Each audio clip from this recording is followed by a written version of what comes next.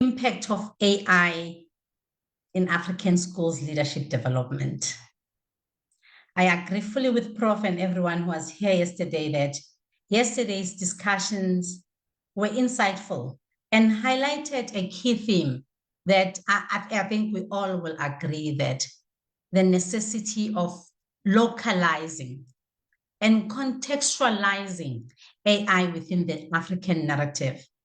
It was emphasized yesterday that Africa is not a one-size-fits-all continent, and our approach to AI must be tailored to meet the diverse needs of our communities. And we have seen that within even our group when Professor Nissen was saying that the homogeneity in Finland is not, it's easy for other things to be adopted, but in Africa, we do not have that luxury. We're quite a diverse continent, and we appreciate that. And while yesterday we acknowledged that Africa may be lagging behind in AI adoption, we also saw this as both a challenge and an opportunity, especially for leaders in education.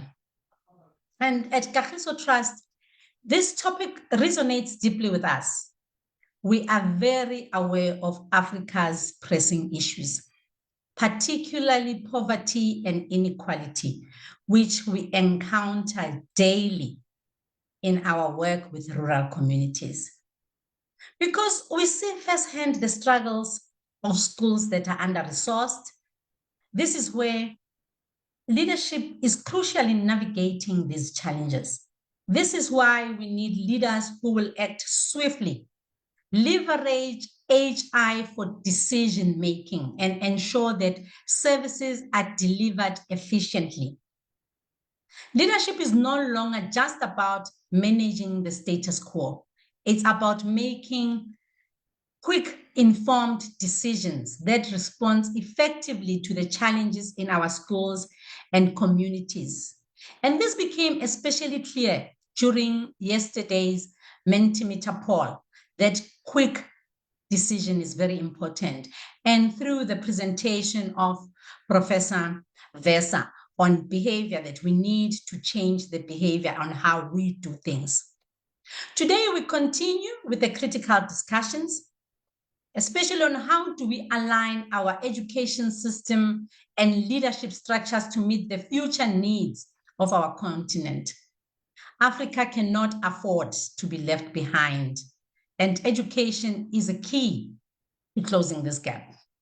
Our curriculum must evolve to prepare students not only for local challenges, but also for global opportunities as well.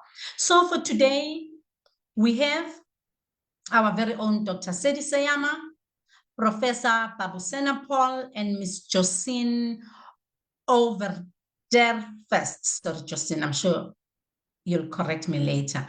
Josine Overderfest will guide us through these solutions to overcome these leadership challenges in African schools. They will explore how we can develop leadership that is visionary, that is adaptive, and capable of embracing AI and technology to drive sustainable development. As Professor Marwala powerfully reminded us yesterday, the time for excuses is over. The future of Africa will indeed be brighter if each of us takes responsibility for shaping it.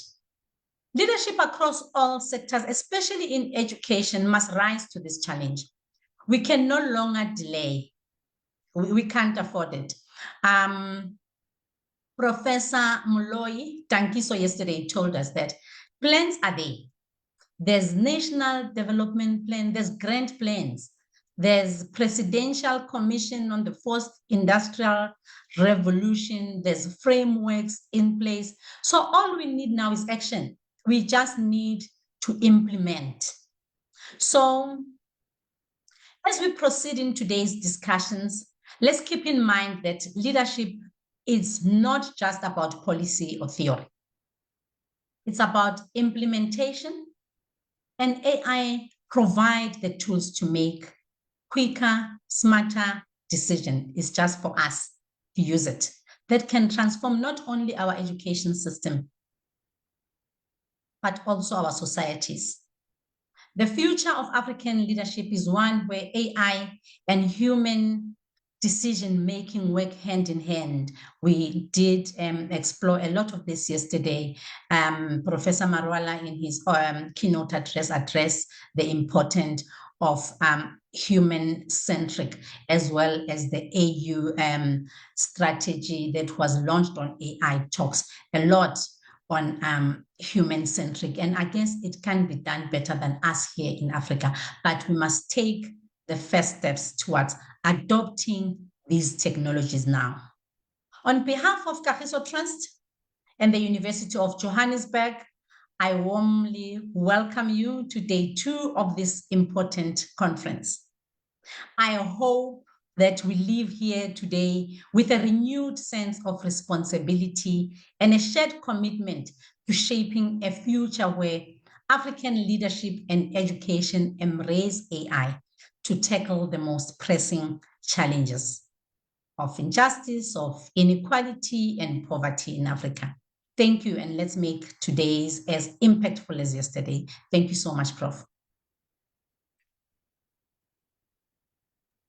Thank you for that brilliant welcome, Mandisa, and for summarizing so brilliantly a lot of what we learned yesterday and a lot of the conversations that had taken place. I think, like you say, the time is right for these conversations and for us to pursue them, not only to just talk about them, but for the need for action and how do we move forward with that. And so with that, it gives me enormous pleasure to introduce the keynote address speaker for this afternoon, Professor Babusena Paul. He is our very own from the University of Johannesburg, and he comes with a wealth of qualifications and knowledge. He received his BTech and MTech degrees in radio physics and electronics from the University of Calcutta in West Bengal, India in 1999 and 2003. He was with Philips India Limited. From 2000 to 2002, he worked as a lecturer at the Electronics and Communication Engineering Department at SMIT, Sikkim, India. He received his PhD from the Department of Electronics and Communication Engineering at the Institute of Technology, Guwahati, India. Professor Paul has published over 60 research papers through international and national conferences, symposiums, and peer-reviewed journals. He has supervised numerous postgraduate students and postdoctoral research fellows. He joined the University of Johannesburg in 2010. He used to be the head of department at the Department of Electrical and Electronic Engineering and Technology at the University of Johannesburg. He is currently Associate Professor and Director at the Institute for Intelligent Systems at the University of Johannesburg, and he was awarded the IETE Research Fellowship and a life membership of IETE, and a member of the Institute of Electrical and Electronic Engineers, the IEEE. And with that, I warmly welcome Professor Babusena Paul into our midst to give the keynote address for this afternoon. Over to you, Professor Paul. Thanks, Professor Yasmin, for the kind introduction. So let me take a moment to share my slide.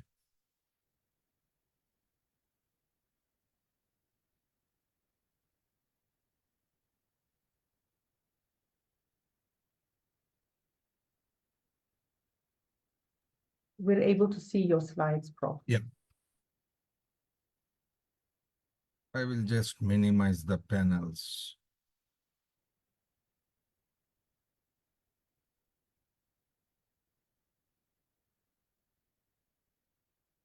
No, thanks. As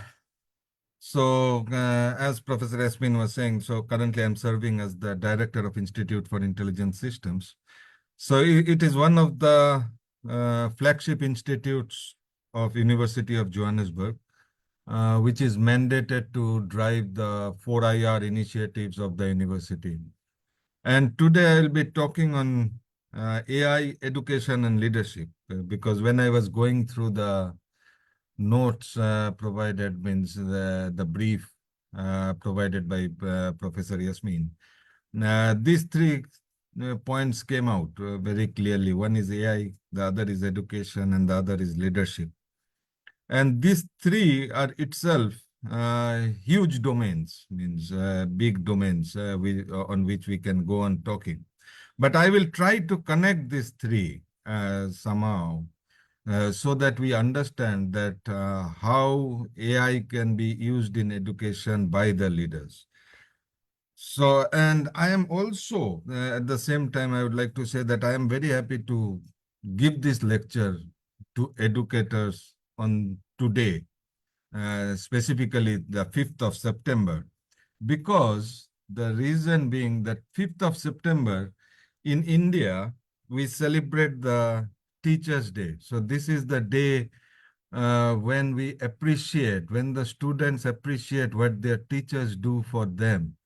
And it is the birth anniversary of India's second president, Sarvapalli Radhakrishnan. So it is really an honor to give a lecture to the teachers or people related to the teaching profession today.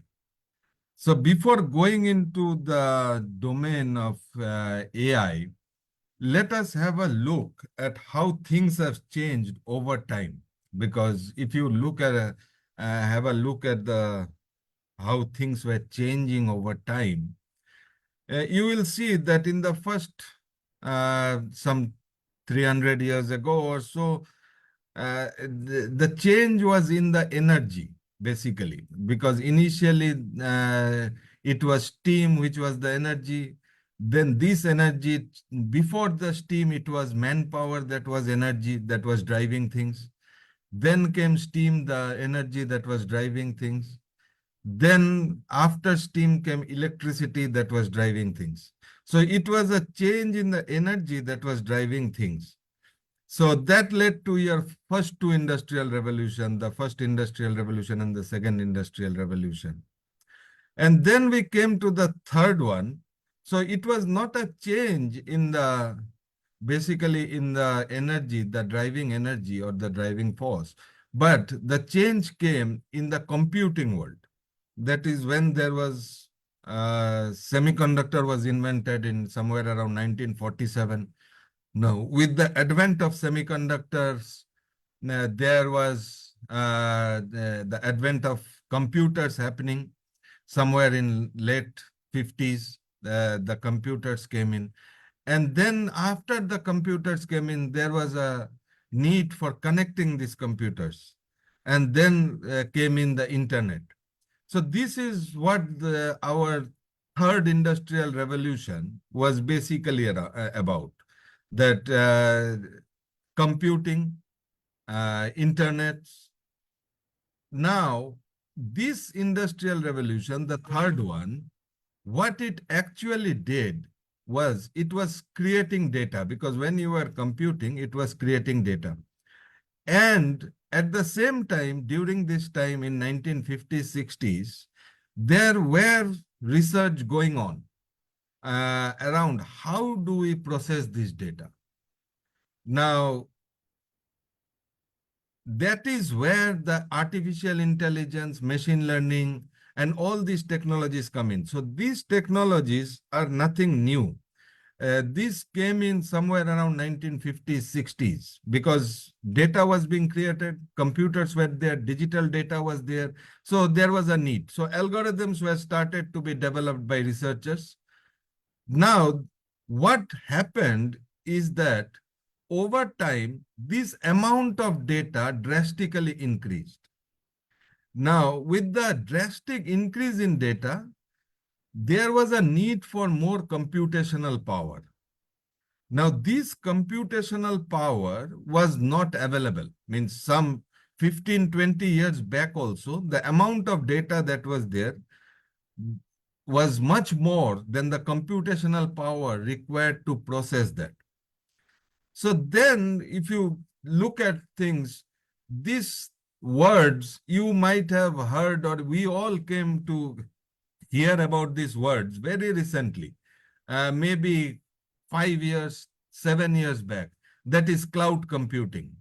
data lakes. So these are words that are very, very recent words. Now, what happened is that these technologies like cloud computing, data lakes, distributed computing, high performance computing, what these technologies assisted in was to basically process this huge amount of data at a much lower cost. Now, once this got achieved in the past 5, 6 years or 10 years max, once this got achieved, that led to basically the fourth industrial revolution, or the revolution driven by artificial intelligence. Because now everyone who is having a huge amount of data is able to process this data using these technologies, get a meaningful information out of that data, either the information predicting something or the information about something that has already happened in the past, or by looking at the patterns in the data. So this was possible, this became possible in the past 5 to 7 years. So that is when the artificial intelligence became more and more popular. Now, at this point, you will appreciate that when this is happening, the culture has not changed yet. Because if you look at the data is an important thing. That culture or that understanding has not been accepted, not accepted. People yet do not understand that the data is becoming important or data is becoming more valuable. Now, why I am saying so? Because let us say when I go to some to meet my friend in some apartment, the security guard asks me for my cell number, my name, and my address and everything. And I happily write it over there. Now, this is nothing but data. Now, if anyone asks me 10 rands from me, I will never happily give it out. But I still don't appreciate that the thing that I am giving away is equivalent to currency, is equivalent to money, which may be monetized. So this culture is slowly coming in where people are starting to appreciate that what is the data and what is the importance of data. That is why you will see that recently, I think in March 2024, EU came with a policy around artificial intelligence. Then your GDPR has come in some year or two back. Now, all these are basically because data is becoming more and more important. So this is what has been happening over the past 5, 7 years in total. Now, when we talk about artificial intelligence, now broadly we can think about machine learning, neural nets, natural language processing, robotics. Now, when we talk about machine learning, so machine learning is nothing new. Means this has been going on till means not even 1950s, from time immemorial, because every time or always we use our knowledge to gain some information out of it. So when it is in the form of digital data, if we do that, then we call it machine learning.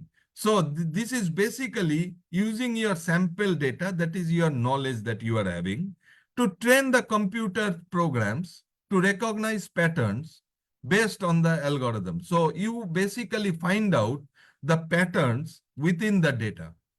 Now, another section of artificial intelligence is the neural nets. So this is the one who is doing the big things in artificial intelligence. So computer systems, so what the neural nets do is basically the neural nets basically try to mimic the brain. So this is what the neural nets do. Another section is the natural language processing, where we try to understand the speech. And it is not only the speech in English, but any language. Yeah. And this allowed us to analyze documents. This allowed us to convert speech to text. And then we have robotics. So these are all the pillars, but they are not in isolation. That is, the machine learning does not talk to neural nets, or neural nets does not talk to natural language processing, or natural language processing does not talk to robotics. So they are not isolated pillars. So if you look at this figure, you will get an idea that how these are related. So artificial intelligence is basically the umbrella term that we are having. So under artificial intelligence, we have the machine learning, which is a subset of artificial intelligence. We have deep learning. So this is where the neural networks comes into play. So when the neural networks become big, huge, and multi-layer, then we call it a deep learning network. And within using the deep learning networks, then comes in the generative AI. In future, it may not stop at, because generative AI is very, very new. We came to know about generative AI, the capabilities of generative AI only a couple of years back. So it does not stop over here.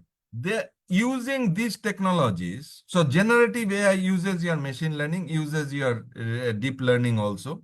So using these technologies, more applications are likely to come. So if I would like to draw a parallel or an analogy, then you can understand that if I talk about Uber, then you will see the Uber is basically the technology backbone tries to connect the driver to the one who is looking for a car. So this is what the technology backbone is trying to do, and it is doing it efficiently. Now, if you think about Airbnb, it is again the same thing, but used in a different context. So the backbone remains the same, but the applications goes on changing. So this backbone of the neural nets, the backbone of the machine learning, this remains the same, only the applications goes on changing. So sometimes it is used for looking or predicting or to suggest whether someone should get a bond in a bank or not. Sometimes the same technology is being used to suggest that if a student will do better in future or not, or what is the shortcoming or what intervention is required to be given to a student. So these are all the same technologies, but the usage is the different. So similarly, if you draw an analogy of a bit behind from the previous revolutions also, you will see that motors, that is electrical motors, those are the technology, that is the backbone. Now, these electrical motors are sometimes used to in the lift, that is the elevator in a building. These electronic motors are sometimes used in your industrial places, in your conveyor belts. So the backbone remains the same, only the application changes. Fine. So now the reason or how is it looking in near future? So if you see, this is a study done some 4 or 5 years back, and the study forecasts that by 2025, the global data sphere, or the total amount of data in the world, will be 163 zettabytes. So 1 zettabyte is basically 1 trillion gigabytes. So 1 trillion gigabytes is basically 10 to the power 21 bytes. So you can understand how much huge amount of data is being generated and is there in the world. Now, this amount of data, this huge amount of data in different fields, they needs to be processed, and they needs to be processed at a cost-effective way. So that is the most important thing. Now, this is how the data sphere has increased. So you can see that in 2010, when I joined the University of Johannesburg, the data sphere was over here. In 2025, the data sphere is at 163 zettabytes. So it is not even 1 zettabyte in the world, total world. And now in 2025, it is 163 zettabytes. So where is this data coming from? So this data is basically coming from everywhere, be it your social media, be it your Twitter, be it your emails, web pages, because Google gives us email free. But the only thing that Google's get back is the data that we have. So, or we communicate. So that data is very, very important. So this is how, and going forward after 2025 also, this data sphere is likely, or as the trends show, if you do a regression, then the trends will show that this data sphere will increase even more. Now, with this happening, with the data sphere happening and the data sphere increasing every year exponentially and artificial intelligence coming in, there came a need for the countries to think about what do we do and how do we handle it. Because artificial intelligence is, it can come to the benefit of the society also, or it may be exploited also if fallen in the wrong hands. So that is when all the countries started thinking on their own about how to handle this revolution that is coming.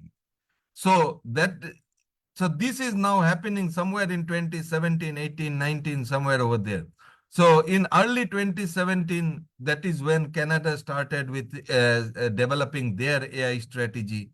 This was followed by other countries like China, US, and others.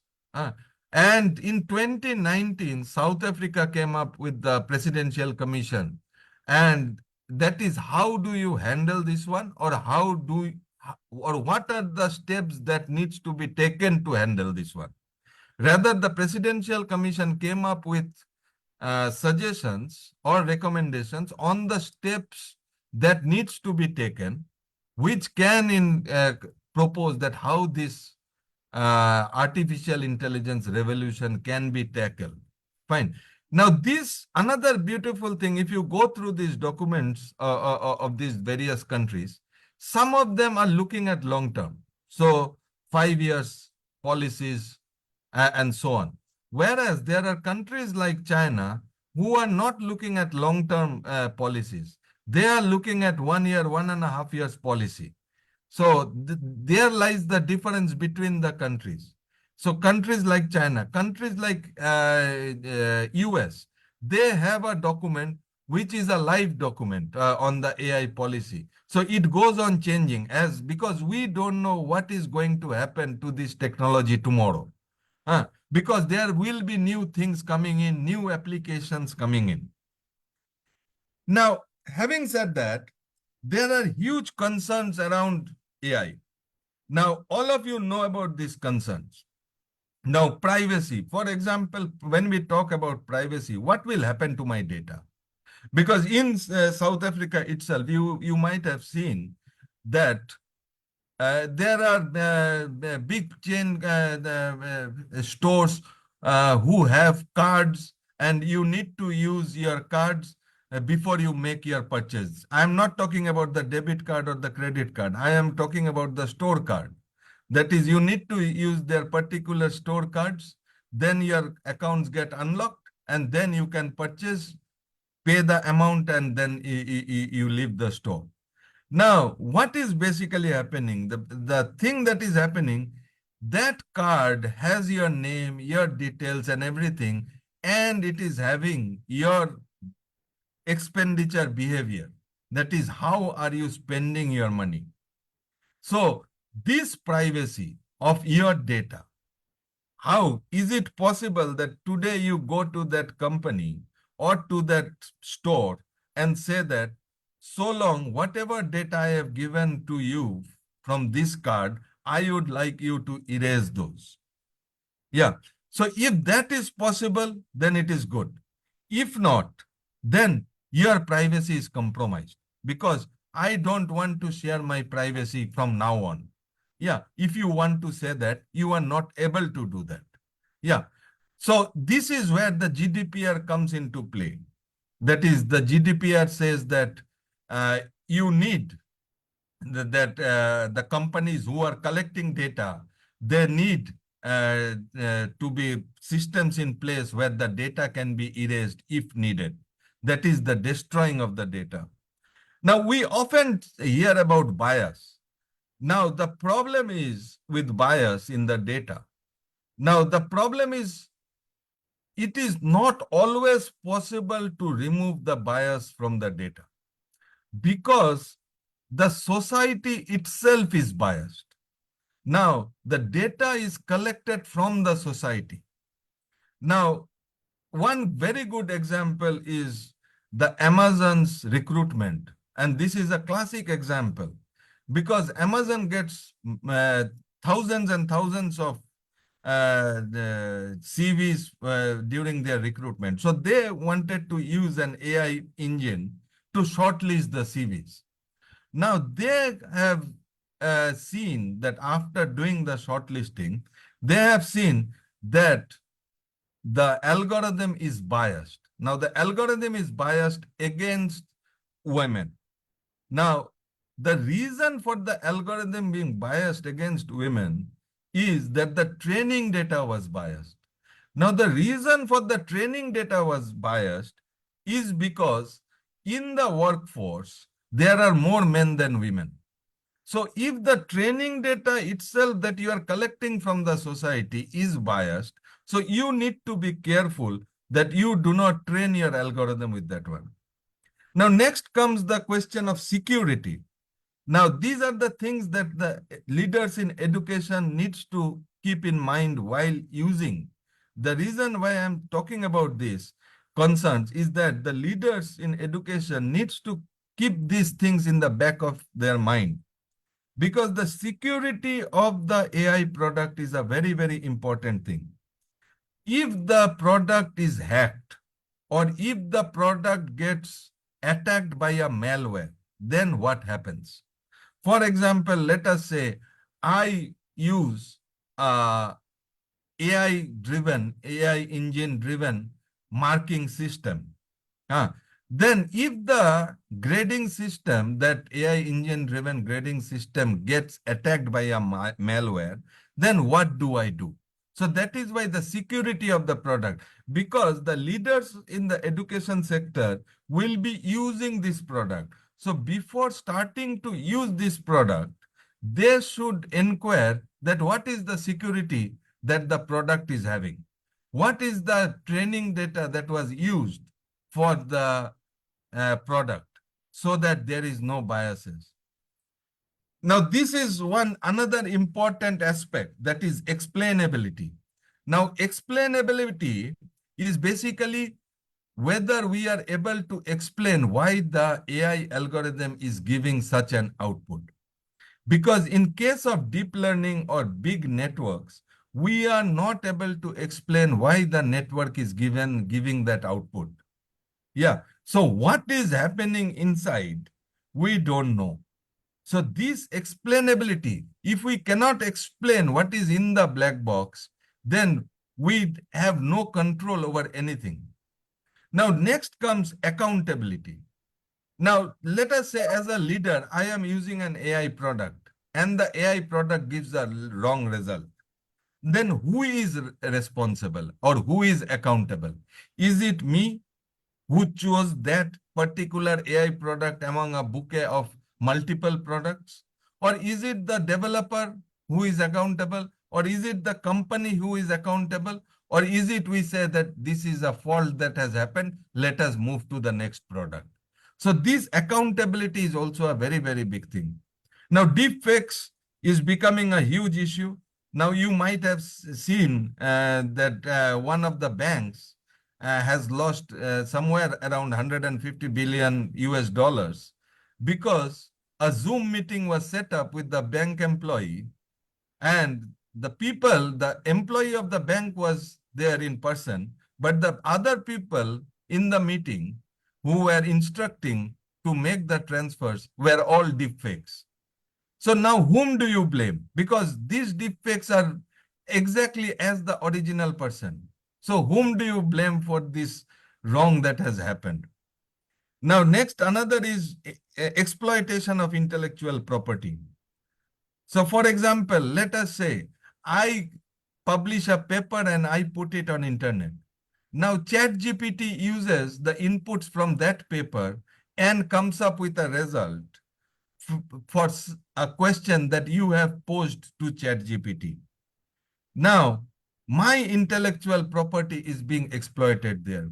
So that is why currently there is an ongoing legal case going on between ChatGPT and quite a few authors in for example, John Grisham and others. They have filed a legal case against ChatGPT for using their documents or their creations in developing or generating the answers to the questions posed by people.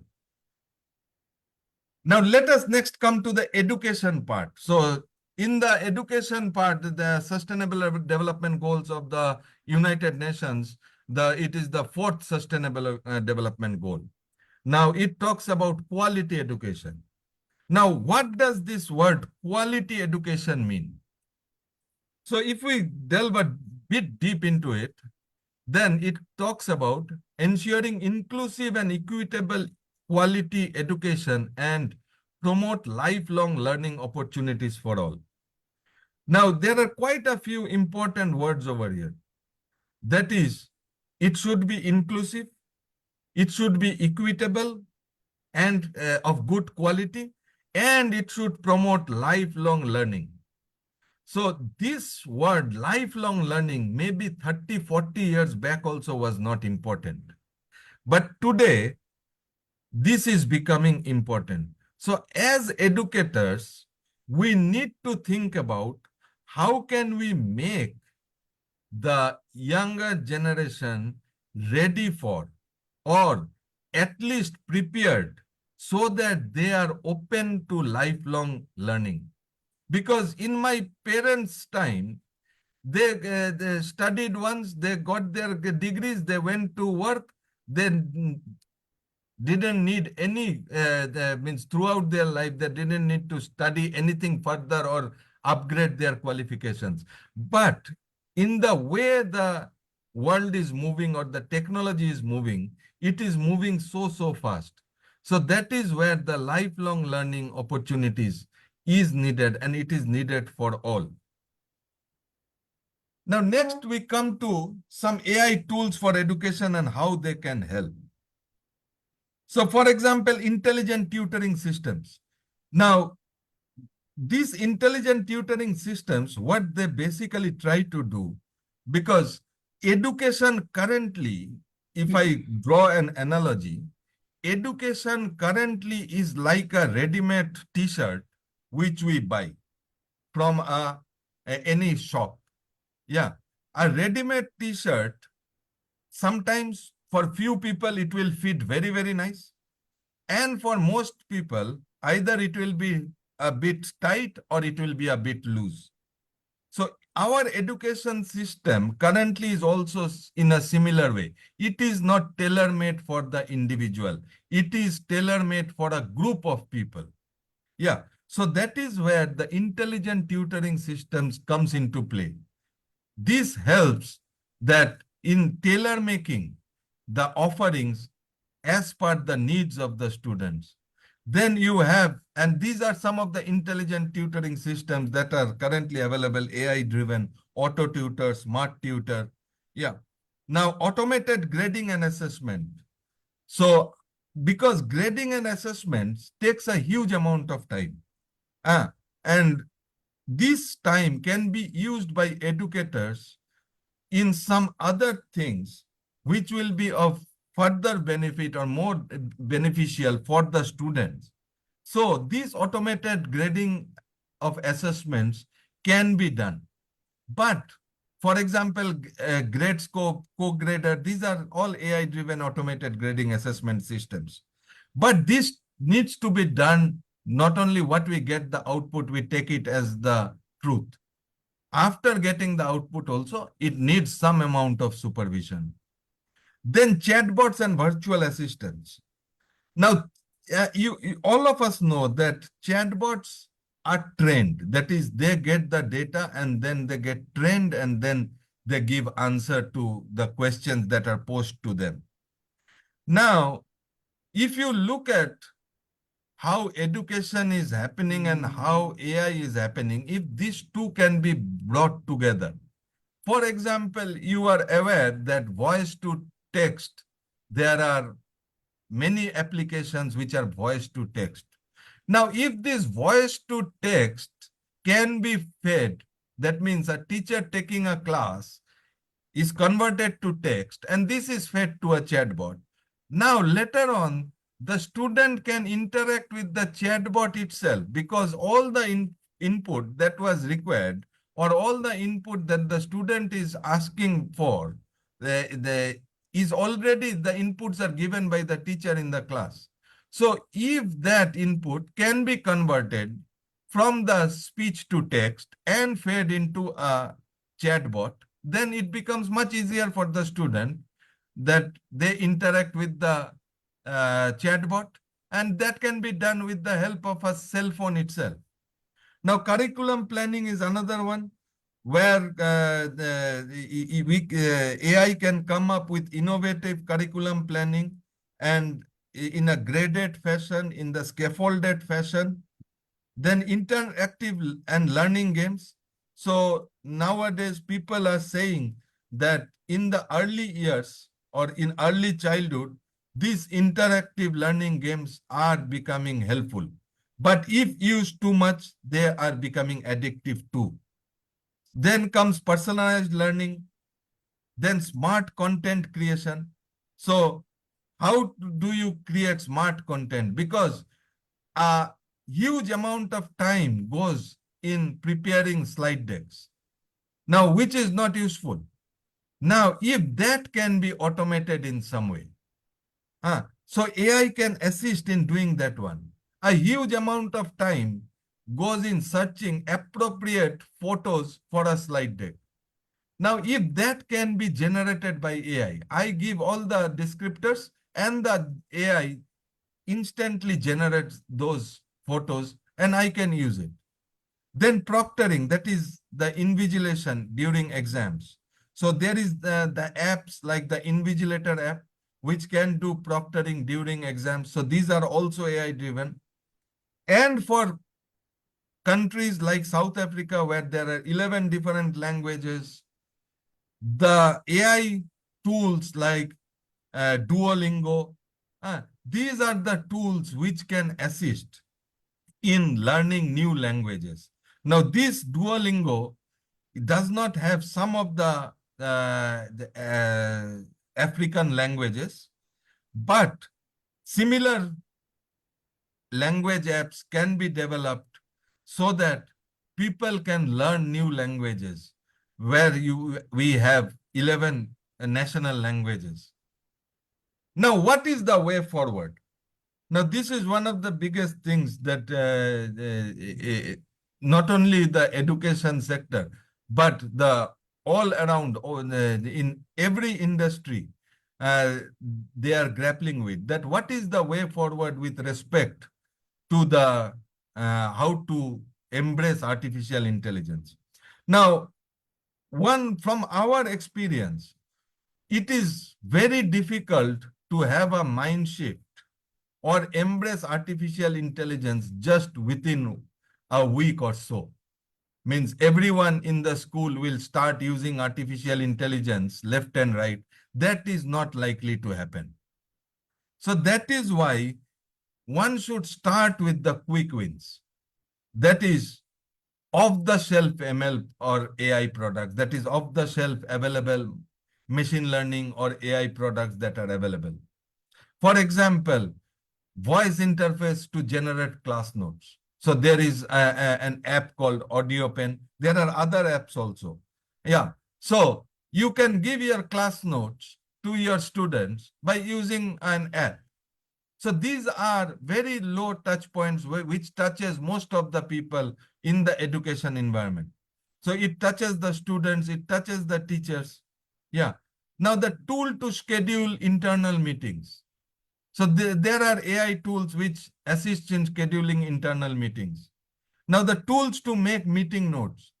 So for example, read.ai is a meeting notes which prepares the meeting notes. Now, again, I would like to caution that do not depend on these tools totally, because after getting the output from these tools, just have a look at what you have got. Because many a times it happens that they have missed important things in the meeting notes even. So just getting the output from a read.ai and then circulating it, that should not be done. One should go through the full meeting notes and then circulate it. Now, next comes, once these quick wins happen, then we come to the long-term projects. So the long-term projects are more involved than quick wins. And these long-term projects, when you look from end to end in the educational environment, then these long-term projects may not be off-the-shelf products. So this is when you need that a product which is totally tailor-made for you.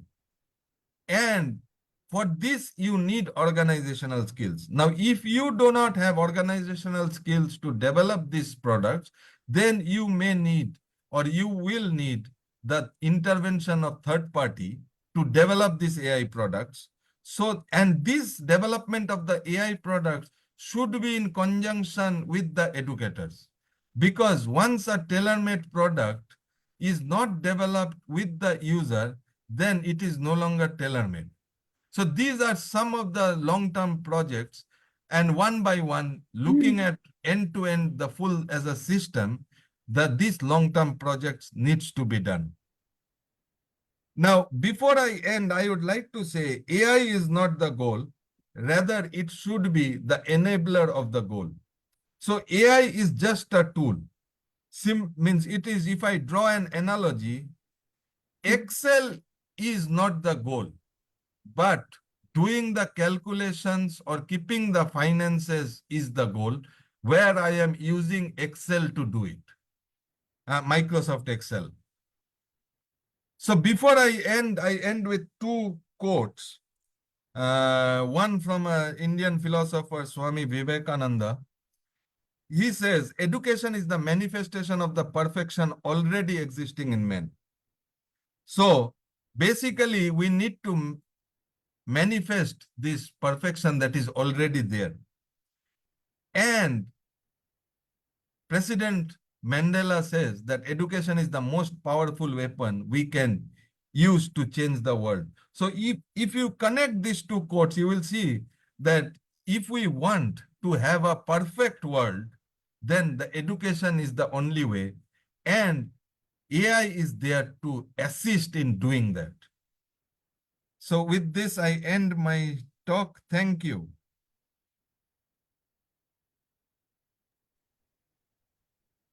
Thank you so much, Professor Paul. That was just such a enlightening, conversation about how the whole puzzle fits together, particularly for people who are not directly involved in the construction of AI or who have not really followed the history of AI. And all we know are about the outputs and what AI can do and the consequence of AI in many ways. So I think it was a lovely lesson for many of us around the possibilities, around the challenges, around some of the tools. And I think you summed it up quite beautifully, speaking to the AI being an enabler, and it is not the goal.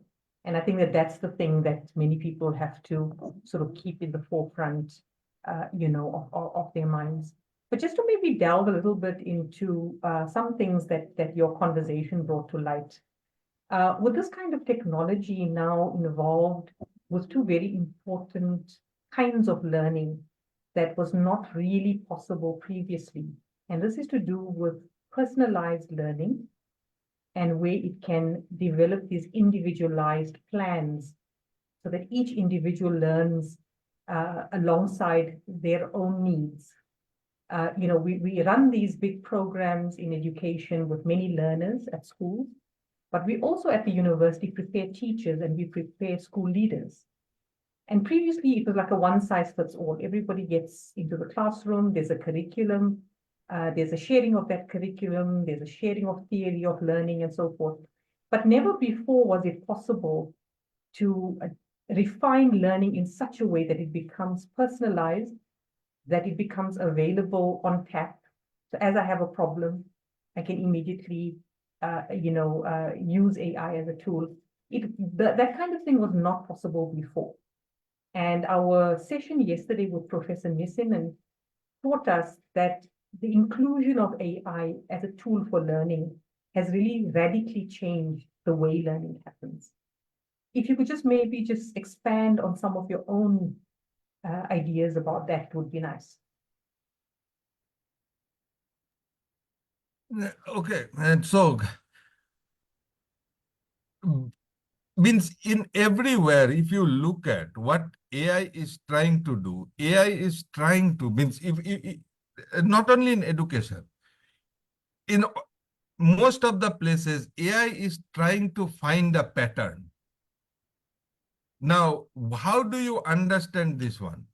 For example, when you go to, when you buy something on Amazon, you will see there comes a suggestion. Now that suggestion is based on previous users who are like you and who have bought that particular thing that you are currently buying.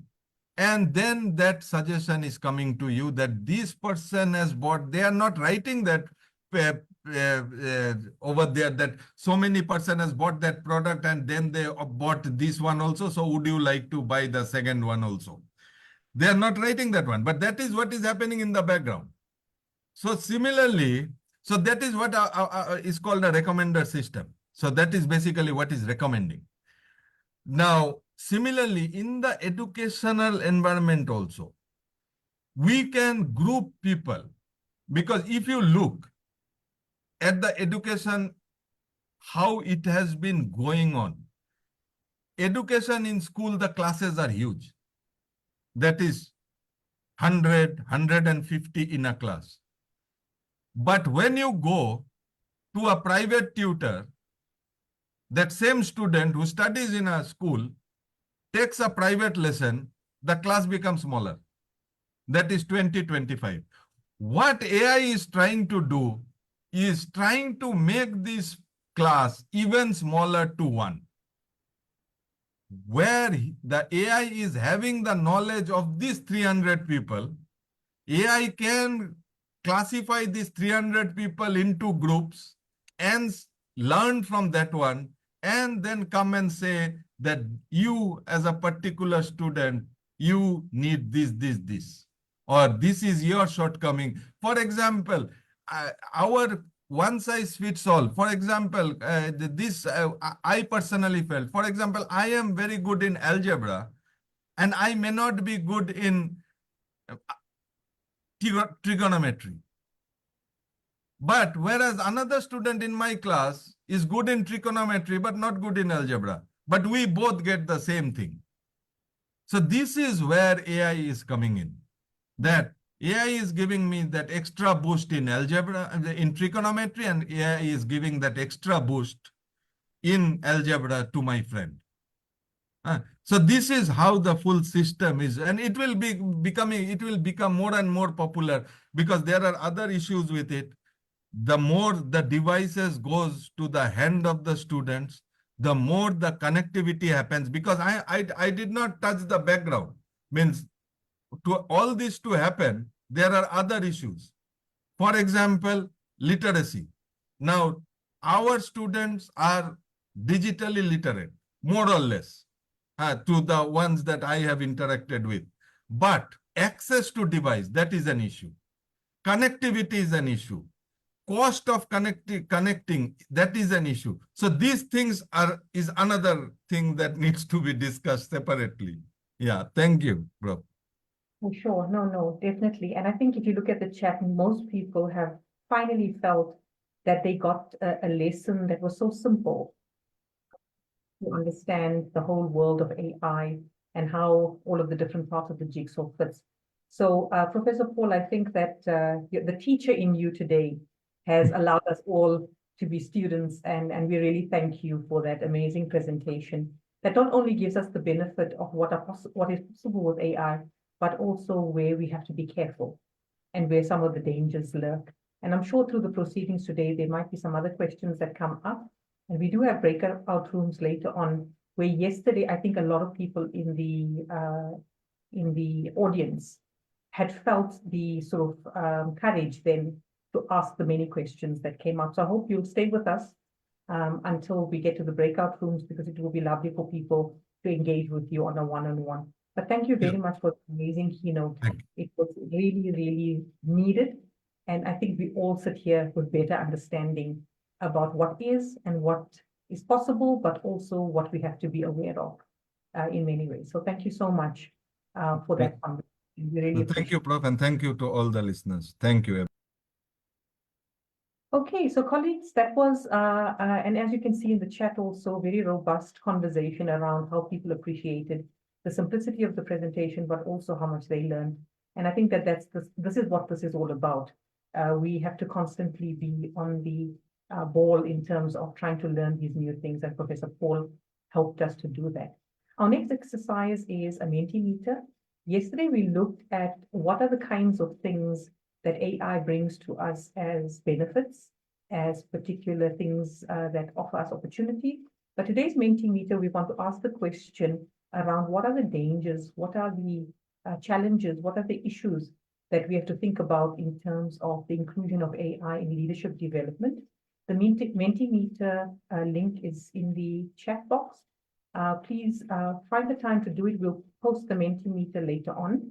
But we certainly want to hear your voice in terms of, after all that you've heard this morning, what do you think are the things that we should particularly be careful for, and where is danger lurking that we should also be concerned about?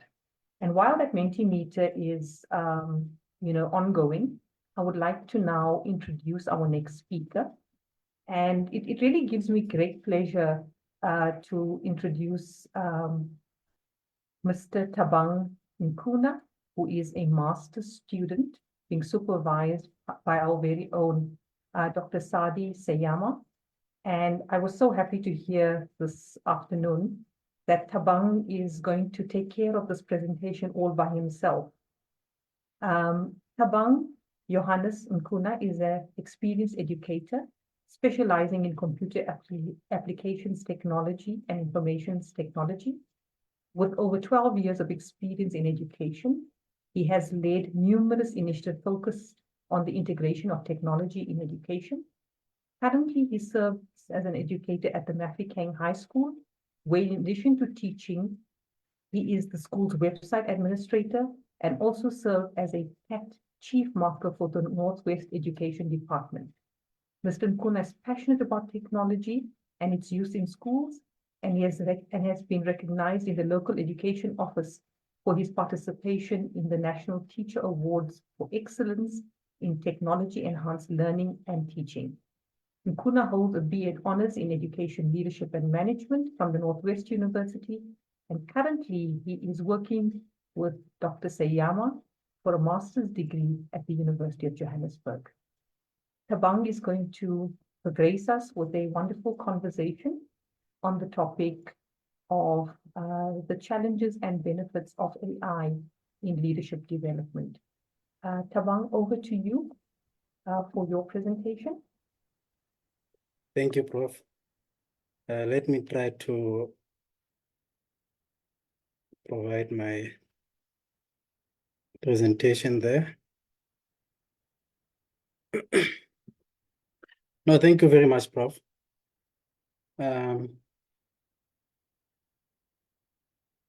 I want to start by thanking Prof. Paul for the keynote. It was awesome. And I realized that he touched a lot on technical issues and what happens behind the scene when it comes to AI. Now, as we focus on the impact of AI in African school leadership development, I will present on the challenges and opportunities of AI-empowered leadership development.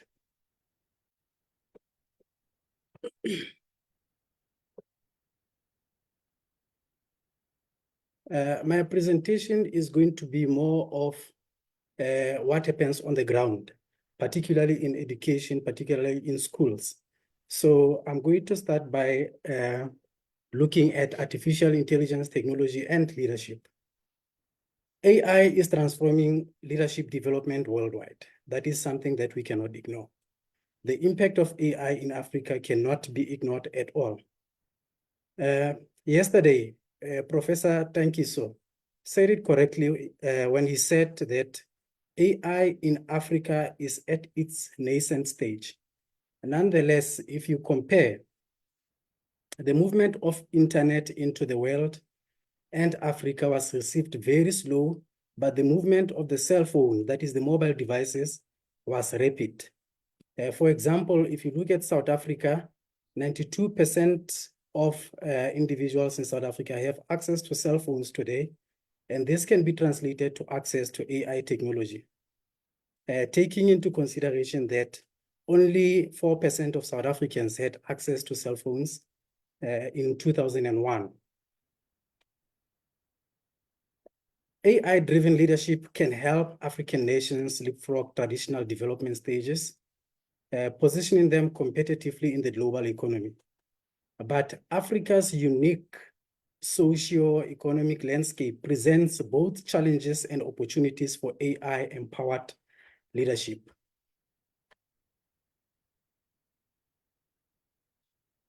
Now, if we look at modern leadership or leadership today, it is progressively linked to both technology and sustainability.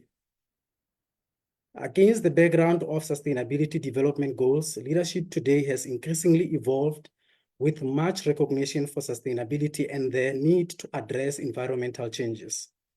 Taking into cognizance that UNESCO regards SDG 4, that is the Sustainable Development Goal number 4, as the cornerstone that underpins achievement of the other 16 SDGs.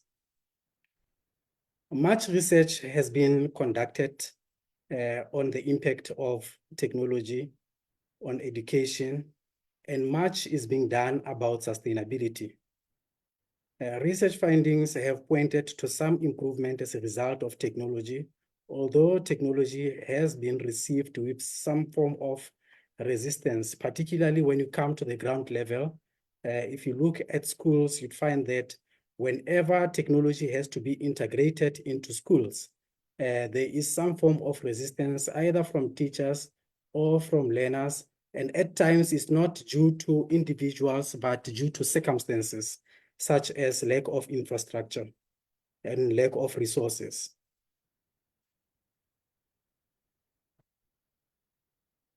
Now, I am currently busy with my research with 6 Tshwane schools. Now, what the Tshwane school leadership has done in response to this call concerning sustainability is quite beautiful. The 6 schools have developed their own school food gardens, allowing learners to experience learning beyond the classroom. These skills can be transferred to other schools through collaboration. Furthermore, the layout of the gardens also differs, with one of the school implementing drip technology for irrigation and another making use of automation for their irrigation system. Both technologies play a huge role in saving water, but human intervention is still much needed. Now, AI-empowered applications such as smart sprinkler controllers, rain machine provides possibility of automated schedules based on data analytics. These applications adjust irrigation in real time based on water usage, weather patterns, and garden health. AI-powered technology holds the potential to transform good into better. I think Professor Paul placed it nicely when he said that if you take Excel, for example, it does not take over the calculation, but it makes the calculation much better or much easier. Professor Tankiso yesterday also, he mentioned electricity as one of the challenges that affects the spread of technology and its use. In actual fact, in my studies, one of the principal during field work in one of the school gardens highlighted load shedding or load reduction, however we call it today, as one of the threats or a deterrent to the integration of technology. Adding that solutions such as batteries and solar power also bring them security issues. We know that theft in South Africa, it's very bad. Even if you go across Africa, I think also with the entire world, that is one of the issues. Crime is a problem in the entire world. So there are some factors that would need to be addressed before considering any technology solution. Yet the opportunities also are very, very loud. AI-empowered leadership can harness its power to boost collaborations, partnerships, as well as effective communication among stakeholders in schools. This can be learners, communication between learners, communication between the leadership as well as the followers, communication between the leadership amongst themselves, where they can actually collaborate and bring together ideas in order to better the existing ideas about leadership and processes. Due to the potential and threats that come with AI, Africa's unique socio-economic dynamics and growth potential, AI-powered leadership development is very much crucial. The AI cannot replace the workforce. That is one thing that we always need to understand, that AI, it cannot be used as a replacement, but it can make it better. It can make processes better. The need to redefine leadership is imminent. Leaders are compelled to shift their focus away from routine tasks, mechanical and administrative activities which can be left to AI, and focus on strategic thinking, innovation, and increasing productivity. This also applies to the level of schools. Although this may result in a lot of unemployment, but this is one of the benefits of AI, that it can take up many of the tasks that required the use of human beings. Teachers do not have to spend time trying to formulate garden integrated lessons. Such tasks can be left to AI available at their fingertips. Professor Paul, on one of his presentations, on one of their slides, I saw at the top of the diagram, mobile devices. If many of us own mobile devices, it should be much more easier for many of us that do have access to these devices, not ignoring the actual fact that there might be challenges in terms of connectivity, there might be challenges in terms of accessing data. These devices can actually bring AI much more closer to everyone, saving us time and effort.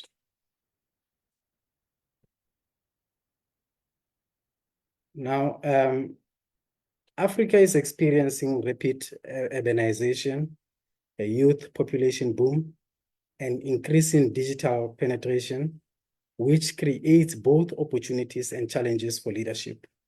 The continent faces pressing leadership gaps in key sectors such as agriculture, education, healthcare, and energy, which hinder sustainable development.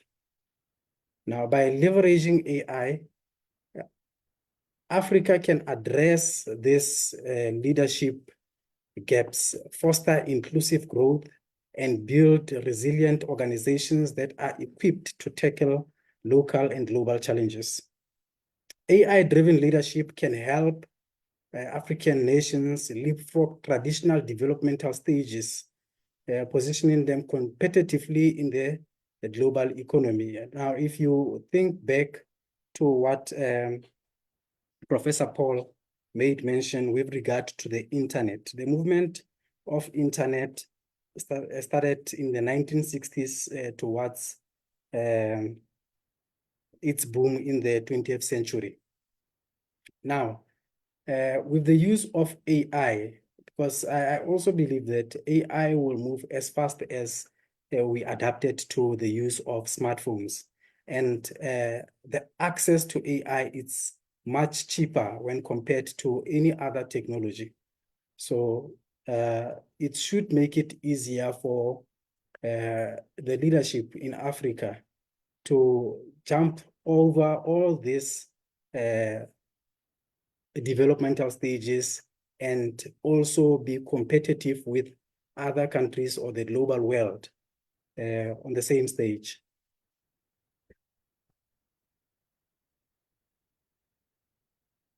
Economic growth, youth population, and digital transformation demand strong leadership.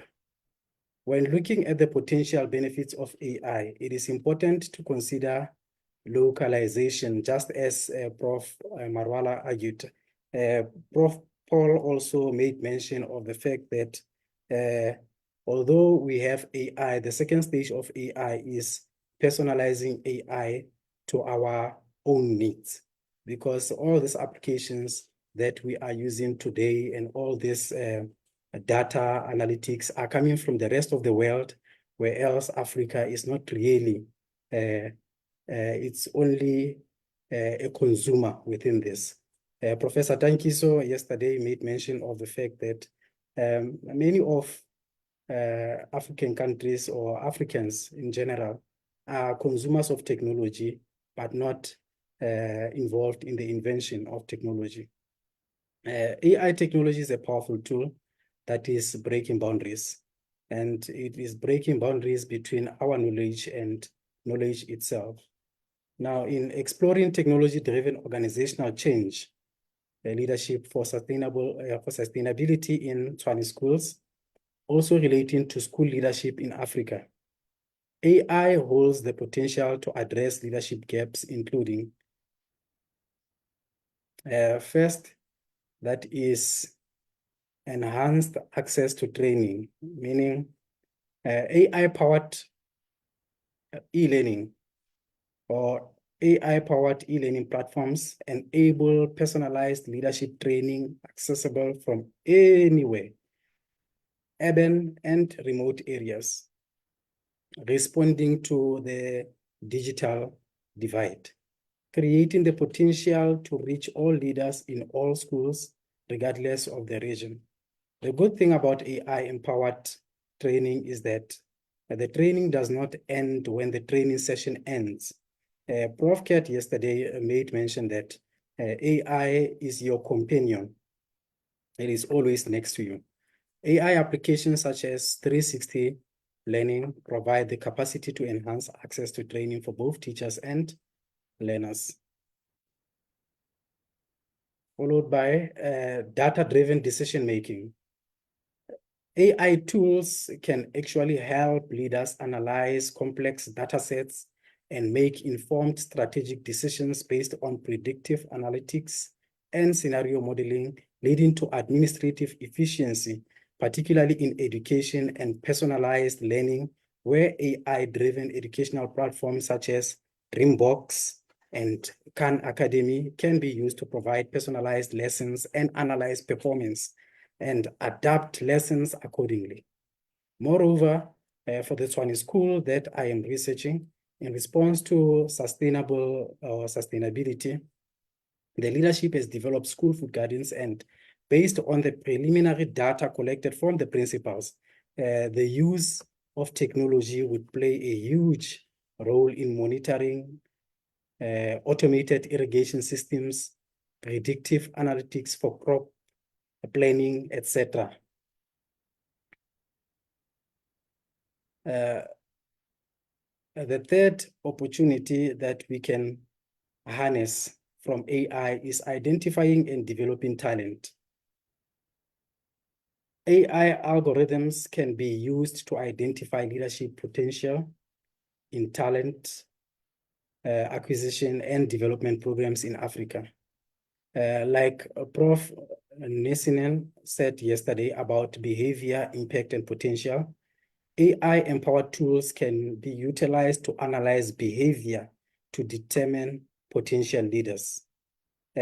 Just a typical example, AI is used to, data is collected with regard to the different applications that we use. If you take, for example, somebody that is using Facebook, as you use your Facebook account, data is being collected, and that data is being used to make decisions about your behavior, which is why you'd find that if you are an individual that is always maybe, perhaps you wanted to buy a car and then you were looking at, you often view cars while you are on your Facebook account, or you stay long whenever you see cars being displayed on your Facebook account. AI is capable of tracing that behavior such that when you receive advertisements on your Facebook account, they will more or less relate to your needs, which is cars. So that is one of the greatest power of AI in order, that is to trace patterns and look at behavior. The last point I want to mention here is visual coaching and mentoring. AI tools provide continuous real-time feedback and support, enhancing leadership skills, development on the go. And if you take, for example, chatbots, I know that Professor Paul also made mention of the chatbots. I think he spoke about a number of things that I wanted to touch on. Chatbots offering personalized advice based on individual performance data. The same chatbots can also be used in order to guide individuals while they are in their functional duties. School leaders in Africa can use AI such as Schoolitics, TeachFX, AdSites to enhance decision-making, optimize administrative tasks, and improve student outcomes. These apps actually help school leaders to personalize learning by identifying student strengths and areas needing support, leading to targeted interventions and improved academic performance. Now, when it comes to operational efficiency, AI can automate routine tasks like scheduling, resource allocation, and communication, freeing up time for leaders to focus on strategic planning. It also assists in managing school resources more effectively, such as optimizing energy use and enhancing security. Additionally, AI provides valuable data for continuous improvement, helping school leaders make informed decisions that foster a positive and efficient supportive learning environment.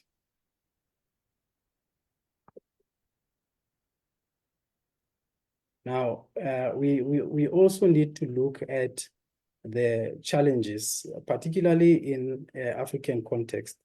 One of the biggest challenges in Africa, that is digital infrastructure deficit. The restricted availability of dependable internet and contemporary technology, particularly in rural regions, hinders the utilization of AI tools. For instance, while the digital divide has largely been addressed in various regions globally. Significant disparities in digital readiness persist across African nations, resulting in ongoing challenges for many South Africans and other Africans. Like, for instance, a typical example that I like to look at is the fact that if you compare Gauteng province as well as the Western Cape, in terms of the integration of technology within the education sector, you'll find that Gauteng as well as Western Cape are far ahead of the other 7 provinces. A principal at one of the schools that we went to remarked that while the younger generation exhibits a keen interest in technology, the older generation remains resistant to its adoption despite the evident advantages it offers, leaving leaders with an additional hurdle. Now, while I was interviewing one of the principals, we laughed about this, that, young teachers are much more keen to use technology in the classroom or to use technology in general. And you find that the older generation still have some form of fear when it comes to the use of technology. And this can really become problematic because in most cases, particularly in South Africa and Africa, you find that the leadership is often those who are at their climax ages or at their old age, for the lack of better words. Limited AI skills and literacy. I think that speaks to what I've just mentioned now. The fear of change and use of technology is a factor to look at. Lack of awareness and understanding of AI among current and emerging leaders.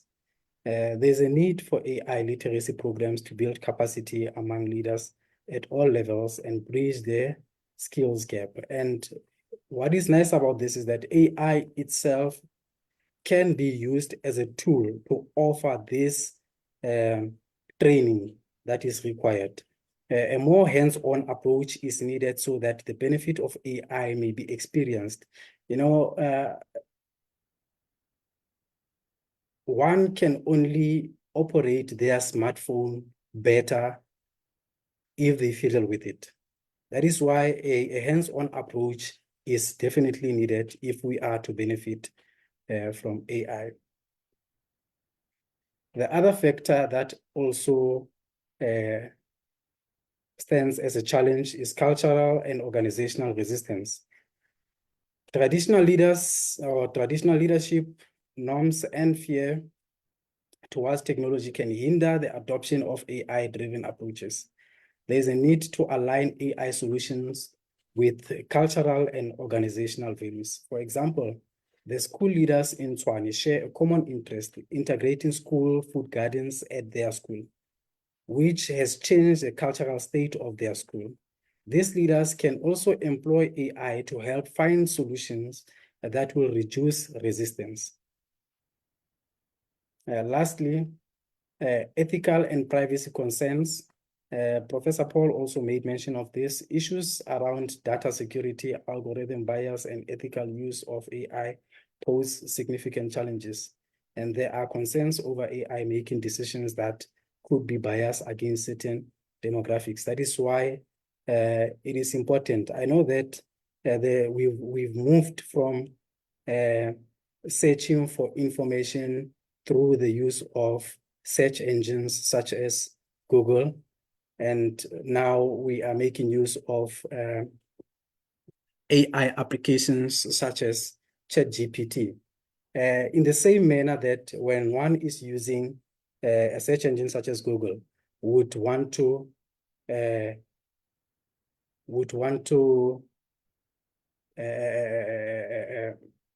verify data or verify information, whatever that is received via AI would also need to be verified, so is to ensure that there isn't much of bias, although bias will always be there.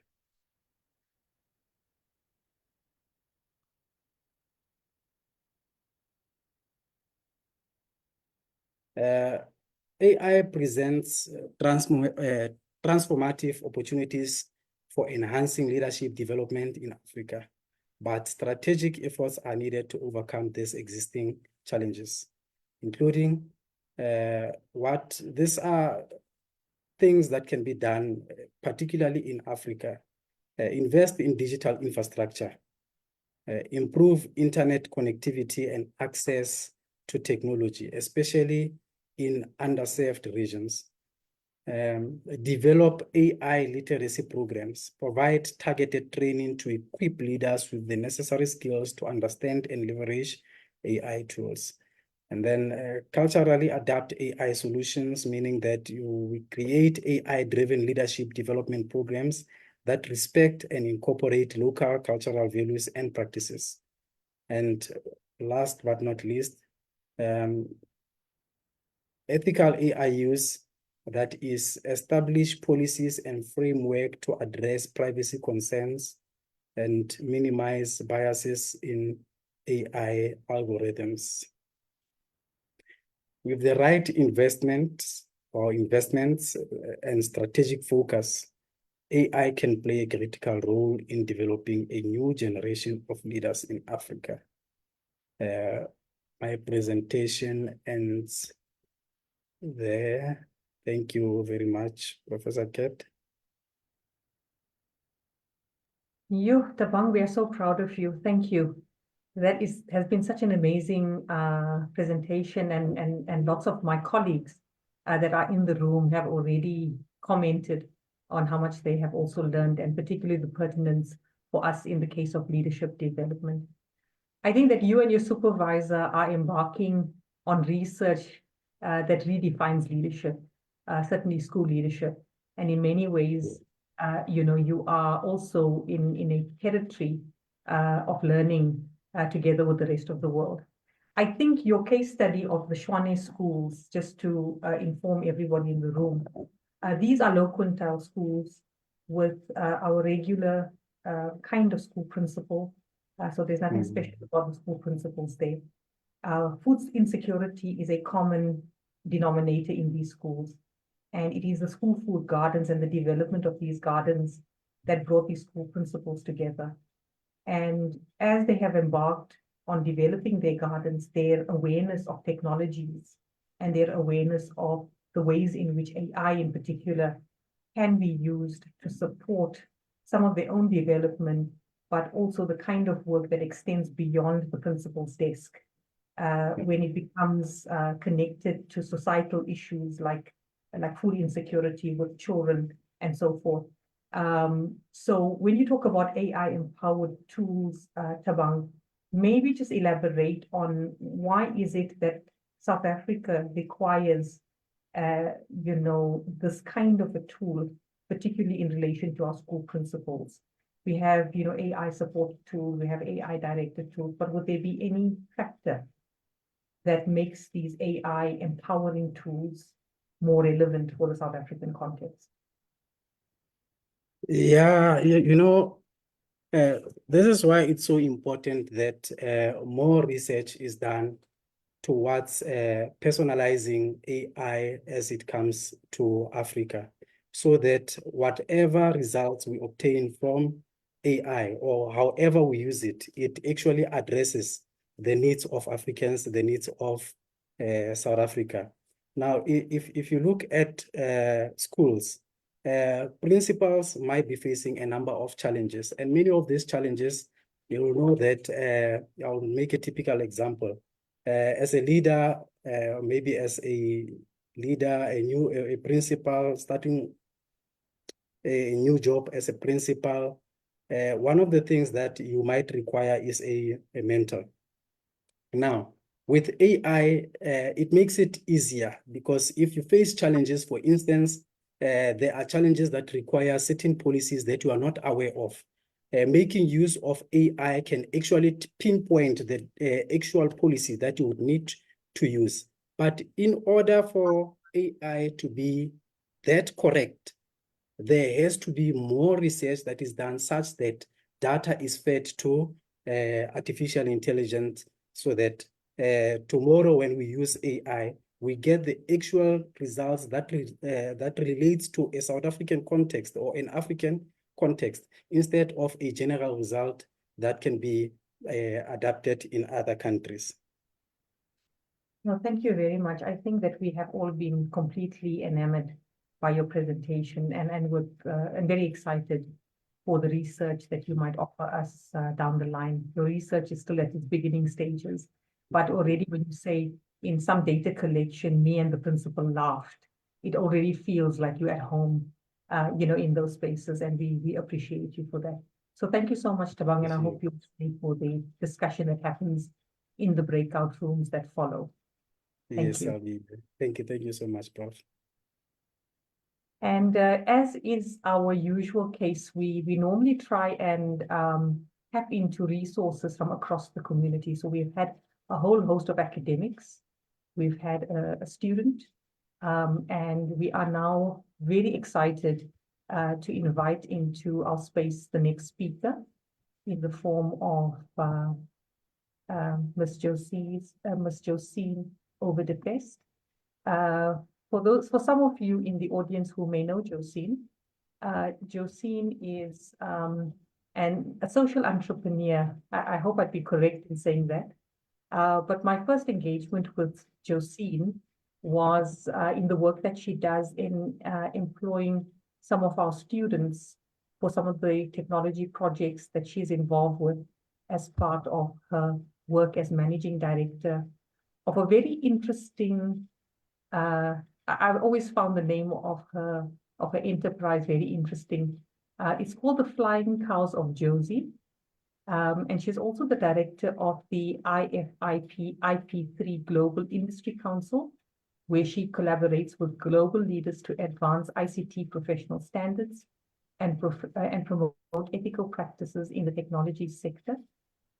She's driven by an insatiable curiosity and a passion for exploring human, social, and technological potential. Josine's journey spans corporate boardrooms, rural classrooms, bustling inner cities, and serene mountaintops. This diverse experience inspires a unique narrative of choosing people, embracing technology, and protecting the planet. She has a deep understanding of the human condition and a talent for seeing potential where others see obstacles, transforming dystopian views of our technological future into positive ethical visions. As the founder of the Flying Cows of Josie, Josine empowers organizations to maximize social returns on digital educational investments, guiding educators and young people in acquiring essential 21st century and digital skills. Her consultancy goes beyond traditional approaches, embedding digital ethics and sustainability into organizational strategies to ensure that technology serves as a catalyst for positive human-centric change. With a rich leadership background, including roles as a non-executive director of the Institute of Information Technology Professionals South Africa, and as chair of its Social and Ethics Committee, Josine is a trusted guide and agent of cohesion. She works with organizations to explore the boundless possibilities at the intersection of humanity and technology, advocating for a future where technology enhances our natural resources and curiosity, leading to a more harmonious and sustainable world. Josine, I love your writing as always. So that description as a biography, I've got to learn from you in terms of rewriting my own biography. So over to you for Beyond the Algorithm, Nurturing Human Flourishing in AI-Empowered Leadership. Okay, lovely. Thank you so much, Kat. Yeah, welcome everybody. For me, the challenge is there that as the last speaker, and luckily I've been present during these entire days, but I've noticed that so many of the topics that I wanted to touch on have already been touched on by other speakers. So in a way, It's challenging because now I need to quickly adapt my presentation to make sure that I don't give you double information. But I also find it fascinating because it seems that we're very much on the same page, whatever direction we're looking at it from. So I hope everybody can see my screen. Can confirm that for me, Kat? You can. Thank you, Josie. Okay, wonderful. So let's start by doing this. So now you've been present for 2 days and hearing presentations and having had some thoughts. If you go to your reaction button, would you please, share how are you feeling about AI-empowered leadership? What is happening for you?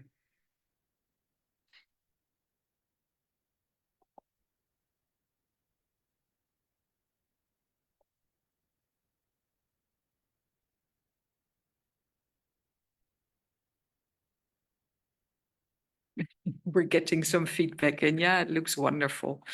So there are various responses, and it's not always easy for us to deal with technology.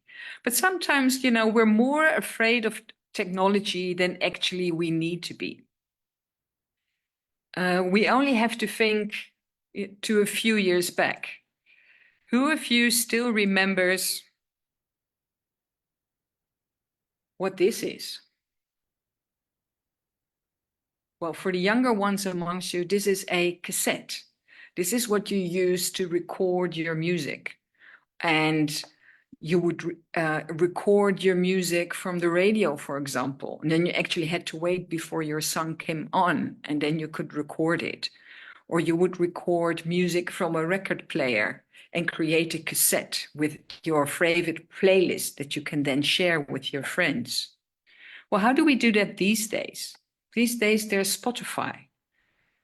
And it's an interesting fact to know that Spotify only came to South Africa in 2018. And how very well are we adapted to using it currently? Another example. And so I'm from the Netherlands originally, and I moved to South Africa in 2003. And I would not have been able to make it here without my trusted guidebook. I would drive around in a car with this guidebook in my map to find where I had to go.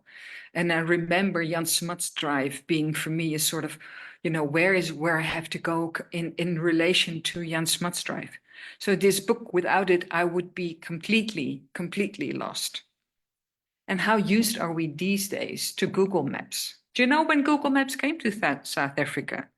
That was only 2009, just a year before the World Cup. So, technology, we might be afraid of it, but actually it's always all around us and we adapt quite quickly. The difference these days, I think, is that the digital transformation goes so much faster than that we've been used to. And it's even moving into a sort of techno solution, come up with the problem and a technical solution will present itself. You can almost hear the tech developer saying, oh, is that an issue? I've got an app for that. So I'm a huge fan of the Tom Gold cartoons. He always takes quite a satirical view of what's happening in the tech development space. So I love this cartoon where you look at this gentleman saying, well, I actually need to take a bit more time to smell the flowers. Well, pooh, what can I come up with? And whoops, there you go, a tech solution, the Auto Sniver 3000. So what actually is digital transformation? It is integration of digital technology into all areas of our lives, resulting in fundamental changes in how different social, economic, and political systems operate and create value. And there are huge benefits to that. For example, there's the concept of digital sustainability. And that's the application of digital technologies and proactive steps in its design, development, deployment, and regulation to accelerate environmentally and socially sustainable development while mitigating risks and unintended consequences. If you want to know more about it, I suggest you look up SDG Digital. That's a development from the ITU and UN. And AI for Good. That's a very interesting platform. And they've just had their annual conference in which all sorts of AI applications have been presented that are used in advancing the Sustainable Development Goals. Well, for our conference, and I've seen it more often during the conference, obviously we would be looking at Sustainable Development Goal number 4, looking for quality education. So what are some of the technological developments that have been used? Well, very interesting development is the UNICEF project, Project Connect.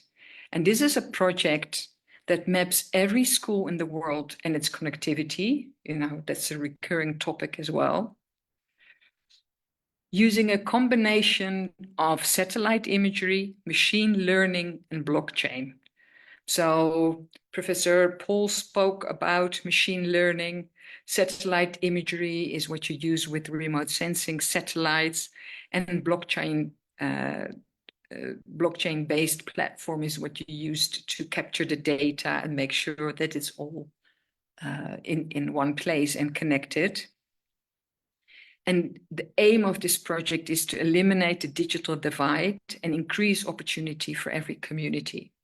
So that's an amazing digital application to advance quality education.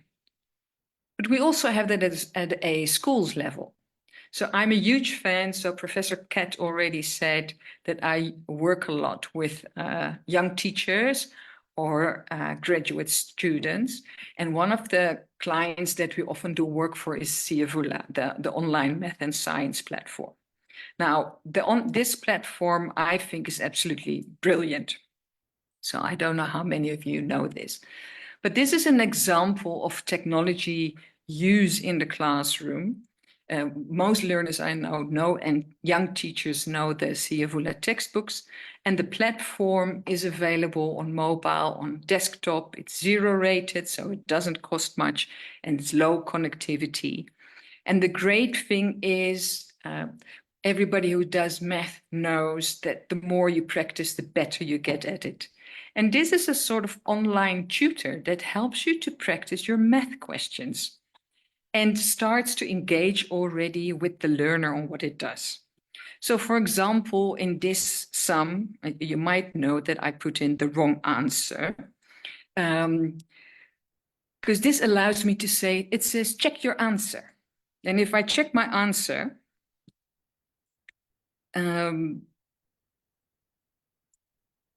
it then tells me, are you sure? Go back again and maybe try again. But I'm persistent. I think, no, I looked at this and I know the answer is 7. So this is what it's like. This is the answer. And then the system will tell me that it's wrong. It will also indicate that. Then it gives me an explanation on how actually this exercise should be done. And then it encourages me to take the sum again. Not the same, so the same exercise, but with different values, because now obviously I already know the answer, so it doesn't make sense to do that same sum again. So I go back to the same exercise.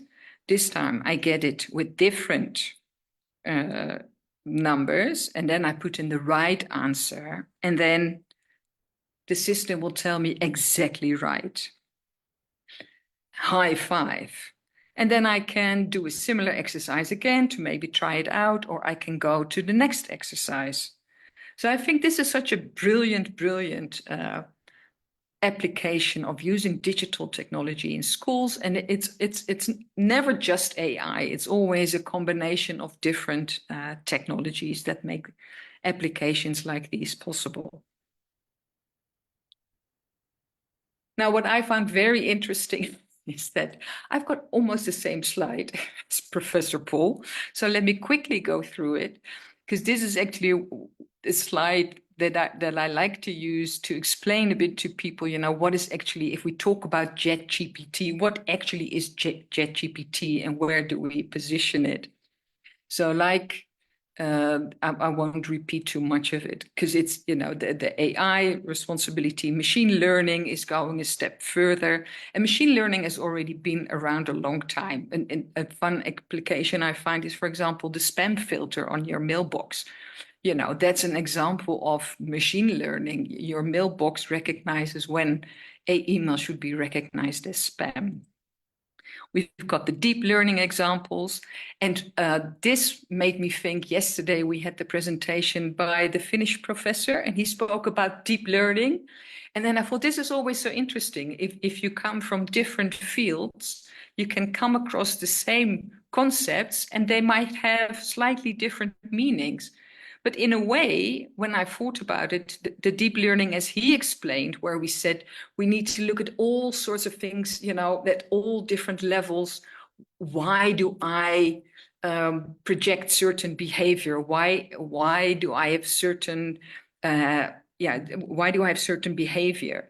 And if you look at machine learning, and what you do with a human being is checking what are my emotions, my values, my experience, my habits, my traits, my culture.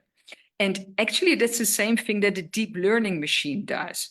It checks different levels and it connects and it recognizes patterns and then it makes decisions. And then generative AI, it actually means it does all that. And then based on that, it generates its own new content.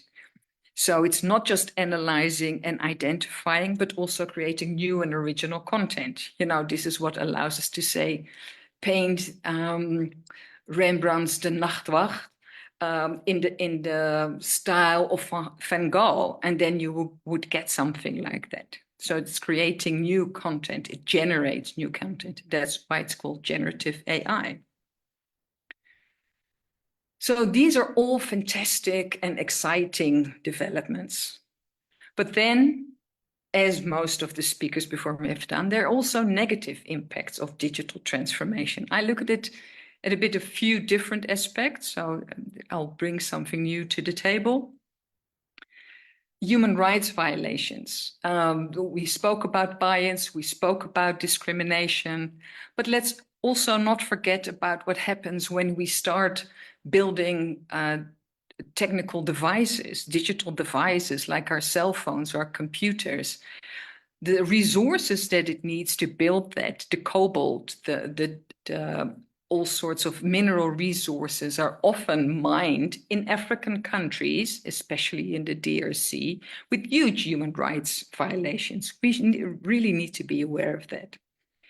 Unsustainable consumption. We're already a consumption-driven world, and digital transformation makes it possible to buy quicker and faster and have much more global deliveries.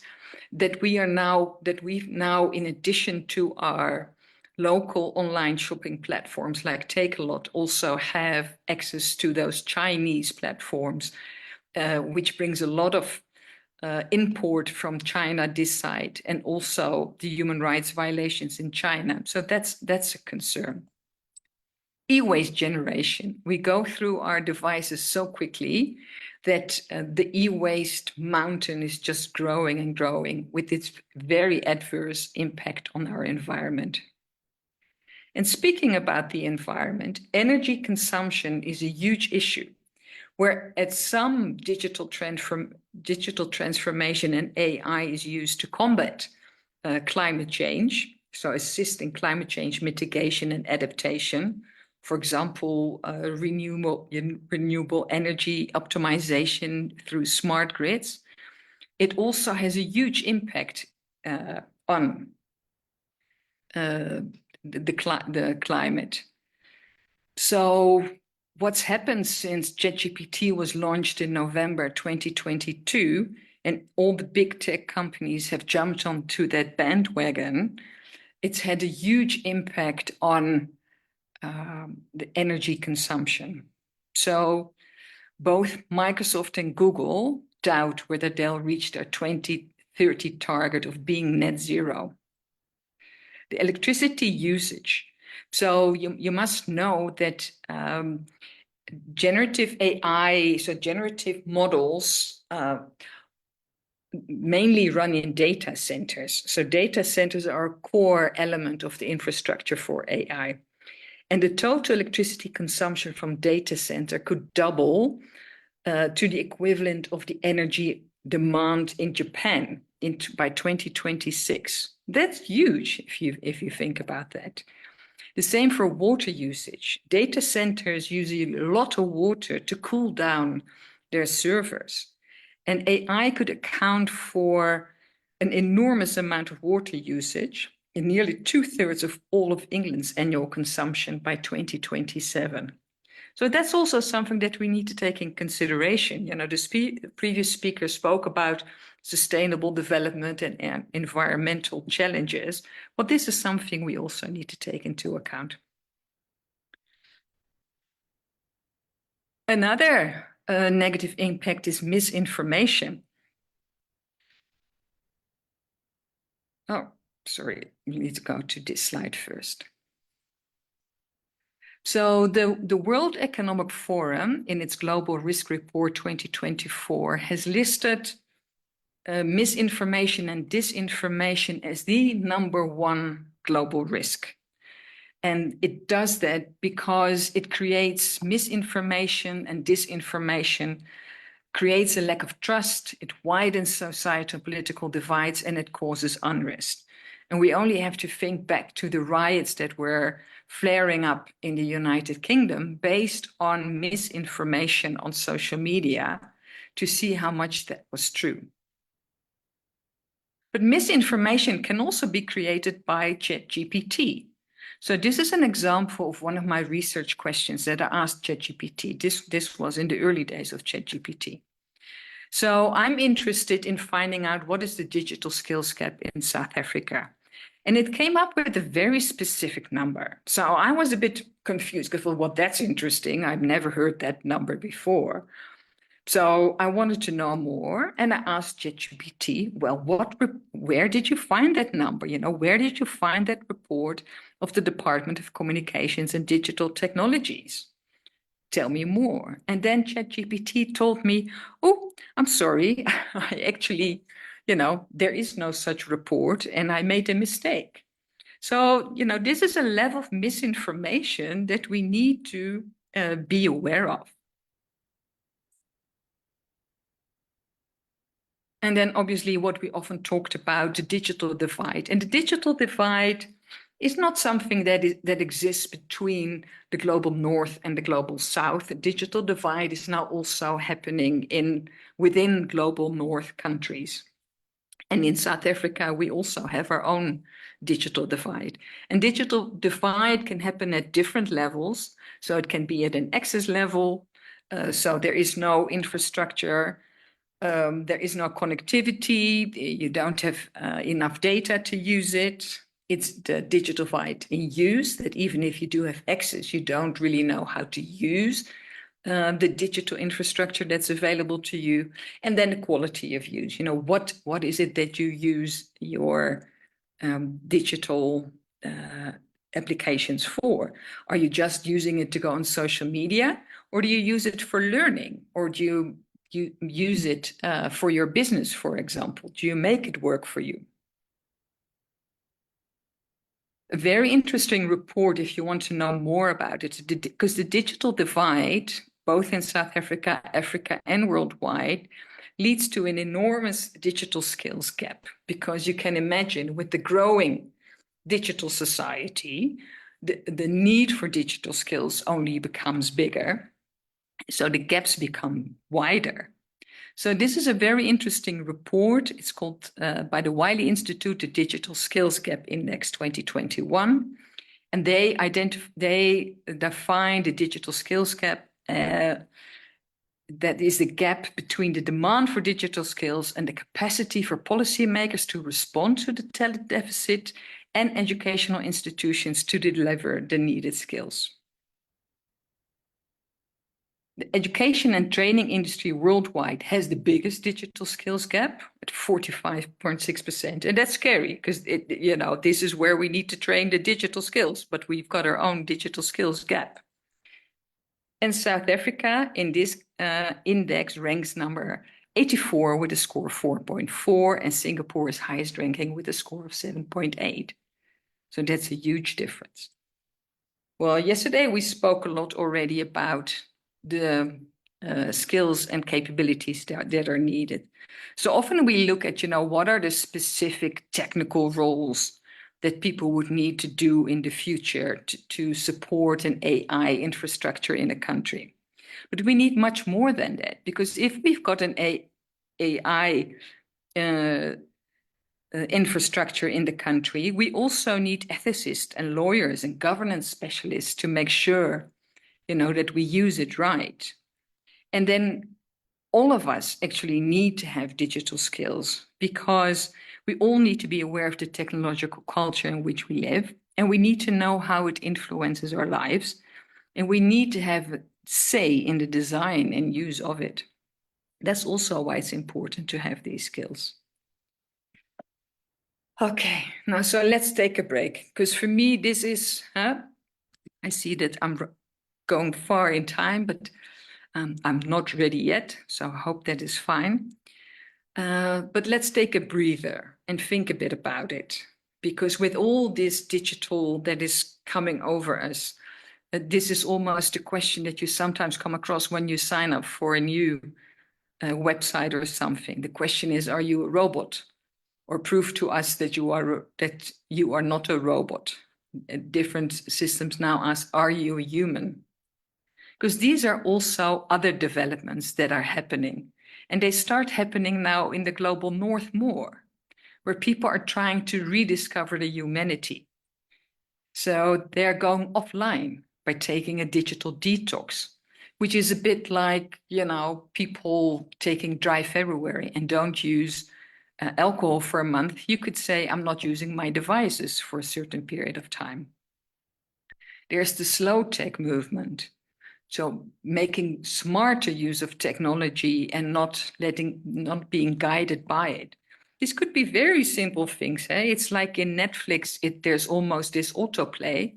You can also switch it off, so it doesn't automatically goes to the next one. And you can just watch one episode of the series you like. And there is a rise of dumb phones, where people choose to use the phones we used to have rather than those smartphones, who make an increasing demand on our attention. And offline retreats. In a number of cities in worldwide, there are offline clubs where when you enter, you hand over your device and you go inside, you play games, you talk, you read. Anyway, you do all the kind of things you would do if you didn't have a phone. And then there are the developments that are looking at how do we enrich and don't streamline the human experience? How do we make sure we're not becoming robots, but remain human? So enriching technology is technology that amplifies our human values. It fosters critical thinking, creativity, and connection. And it requires deliberate, thoughtful design, development, and deployment choices. So this is what made me think yesterday at the presentation from the Finnish professors is, enriching technology. We're currently only using, what did he say, 10, 15% of our brain potential. So how can we use more of our brain potential instead of less, what sometimes technology forces us to do? And then what are the opportunities in the African context? Tabang also spoke about the mobile technology, because the previous revolution before this AI and ChatGPT revolution, we had the mobile revolution. And then, I don't know if you know, a lot of South African inventions and African inventions came up. So innovations, sometimes it's new technologies, but it can also be a technology used in a different application. So did you know that prepaid was first used in Africa? And it was only due to prepaid that the huge growth of mobile in African countries happened, because African consumers didn't want to take on contracts, as was, as people used to do when the whole revolution started in Europe and in North America. Please call me. And I know there's a lot of debate about it, who came up with it, but it is a South African invention that went worldwide. And M-Pesa, it's mobile payments and mobile money that is biggest on the African continent. We've got applications in Africa that northern countries Western countries have no idea of that they exist. And the same goes for what's happening, how Africans are using technology in their context. So in agriculture, all sorts of different technologies are coming up. We've got solar powered cold rooms to make sure that the crops remain fresh. We've got many mobile applications where farmers can get access to market. They can look up what's going wrong with their crops. So it is an effectiveness on African agriculture. The developments for the TB and the HIV apps, and the fact that we had these apps and these outreach programs facilitated by these apps that made COVID in the rural areas and how we combated COVID much easier. And then I come back in education. I come back to Siavula. I've just given you the example. Siavula was developed by South Africans, and it's now being rolled out over the rest of Africa. Plus, they've just been talking to European universities how they can create a separate version for the Erasmus program. So we should be proud and also excited because there's an opportunity. And we don't always have to say, no, we need to catch up and otherwise we're not competitive and we miss the boat, because that's not always how it works. We can also trust in what we bring ourselves, also in creativity and having to deal with the situations that we're in. I see that I'm a bit over time. Can I quickly finish it up? Because I'm nearly there. So what's another opportunity on the African context is the fact that we've got such a huge youth population. So apart from the real physical resources that we've got to power the whole digital and AI revolution, we've got the youth. In most global north countries and in Japan, they've got problems with youngsters and people who can do the work and who can keep on going. So we've got the youth, but like Professor Tshilidzi Marwala said before, that what we need for the continent is this skills revolution, focusing on communication, logical, numerical skills, and they create a mass of people who can code, think mathematically, think computationally, and have a holistic approach to problem solving. Now, in my experience from coming from the Netherlands and moving to the African continent, I think there are qualities that are already here in Africa that maybe other parts of the world are lacking. And maybe that is what more global South countries have, is because sometimes when you've got a lack of resources, you need to be very creative to come up with solutions, as we've just seen with the African innovations. So now how can we support our youth to combine these things? So what is our leadership challenge? Tshilidzi Marwala yesterday spoke about what one of the things was the problem in Africa, stalled implementation. And my dear school leaders, I'm frustrated at how slowly the implementation of technology goes in South African schools. I've shown you the beauty of the Siavula application, and it's such a struggle to get it implemented. But as soon as we do, we see the math results going up. So there are so many policies that are available from the Department of Basic Education. So as leaders, we need to make sure that we are aware of those and that we implement them. So we've got the teaching change frame, where we can see, how do we move from the teaching that we've been doing and move to the digital learning position. and it's looking at how best to integrate technology into education. And Professor Batchelor and Yassine probably know a lot more about that than I do. A recent framework that's been created by the DBE is the competency framework, which is really looking at skills, knowledge, characters, and attitudes. And that's looking, and I always say we need to do the same with digital learning, but also with skills and competency. It's cross-curricular. It's not just what we do in the computer room. It's not just what we do in the coding and robotics room. We need to do it across all subjects. And we need to make sure that we prepare our teachers. So I'm a big fan of the UJ Faculty of Education because I've worked with a lot of their students and graduates, and I love them all because they've got agency, they've got knowledge, and just let them go, integrate technology in the classroom, and they know what they're doing. But there's also, for in-service teacher, the existing professional development framework for digital learning. It exists in 2017. And teachers and school leaders hardly use it. Teachers don't know of its existence. Implement. And then to address the challenges around AI and to make sure that we have a responsible and just AI implementation that addresses privacy concerns, discrimination, and all those things. Use the ethical framework for AI in education, which is specifically written for school leaders and teachers as a sort of manual to how to do it responsible. So by looking at all of that, digital transformation is exciting.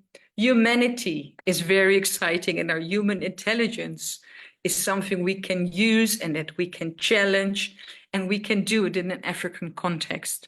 So I'm always fascinated by the concept of African futurism, which is a subcategory of science fiction that's directly rooted in African culture, history, mythology, and point of view, and does not privilege or center the West, but is centered with optimistic visions in the future, and is written and centered by people of African descent while rooted in the African continent.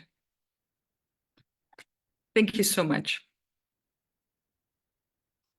Josine, you remind us of many things that we have forgotten. And I love the fact that you brought into the conversation the many African innovations and inventions that we should not really discard as something that also makes us part of the cutting edge. And I think that even though there might have been some overlap in terms of the various presentations, I still think that there are many ideas that your presentations share that just reiterated some of the things that we need to, think about and take into our cognizance and into our cognition. Maybe just a quick question to just ask, if we think of teacher development and we think of the integration of technology into schools, of course, the digital divide is the one huge factor that does impede and limit, how these technologies are embraced. But if we think back to the COVID days and how the conversations in those spaces were robust, with technologies and its importance in schools and particularly in education, and you did allude to the very many tools, that are available. Eventually, the conversation became less robust over time. And I wondered, if there's anything that you're working on at the moment that also gives us some insights into what's happening on the ground by way of tech integration and tech development, particularly in combating the digital divide. I know that you work with Vodacom and with many other, companies that do invest in these things. And I wondered if you could share maybe some of your projects that perhaps is taking us into the future. Yeah, thank you. So what I find most interesting, and it's at one point a huge challenge, and other side it's huge frustration, and therefore also a challenge, is that a lot of people think that if we just have the technology, then the problem is solved, and that's not the case. So a lot of money is invested in edtech applications.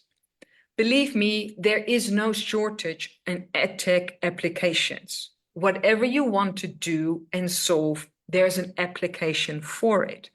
But if you don't implement it in your school, then it's not going to work. So, like I said, I'm a huge fan of Siavula. And what we find with Siavula, so we've come up we partner a lot. We've come up with so many teacher intervention models to support the teachers in actually using it in their classroom. And why? Because we've seen the amazing results. During COVID, I did a crowdfunded project in Greater Taung, in a rural district, where we assisted math and science teachers to implement it in their classroom. We just provided some webinars for them. We were available on the WhatsApp to answer questions. And what happened is, if a teacher picks it up and runs with it, then what happens is the results increase enormously. So there was a physical science teacher whose grade 11 results improved from a 38% pass rate to an 82% pass rate. And it's not just the overall pass rate, it's also the individual pass rates of the learners. And they had fun because it brings learners fun. It gives them agency. There's a sort of competition and gaming element to it. But so many schools where we bring Siavula, the learners are excited, but they still need that encouragement. If the teachers don't give it, if the teachers don't become involved, it falls flat. And it doesn't necessarily have to do that much with the devices or the connectivity. We're currently running a project in Meijerton, which is just 40 minutes out of Johannesburg. We've got a few very resourced schools. We've got one almost under-resourced school. And if we look at the leaderboard on those schools, the under-resourced schools does it best. And they struggle most with connectivity, and they struggle most with devices. So we need to bring the devices to the school. But there, the learners, the HOD, the teachers and the principal are involved in wanting to make it a success. So that's where your leadership and the people comes in. So the issue in South Africa isn't, yes, we need to invest in the infrastructure, the connectivity, the devices. I think there's plenty of apps to choose from, but we need to invest in the people that make it happen. Thank you so much for that oversight. And I think in the chat also, somebody asked about rural leadership, which to some extent your current answer did respond to. I would like for us to break out into our breakout rooms where I think the discussions will continue and we'll hear many more voices. Jatine, if possible, could you just put us into our various breakout rooms? Josine, we're going to ask you to moderate again, facilitate in one of the rooms again, please. Happy to do that, but I didn't get the Mentimeter questions for today. It will come, the question was on the chat, but the results will come afterwards when Dr. Mkhize is giving the learnings. Oh, okay, great. Yes, thanks.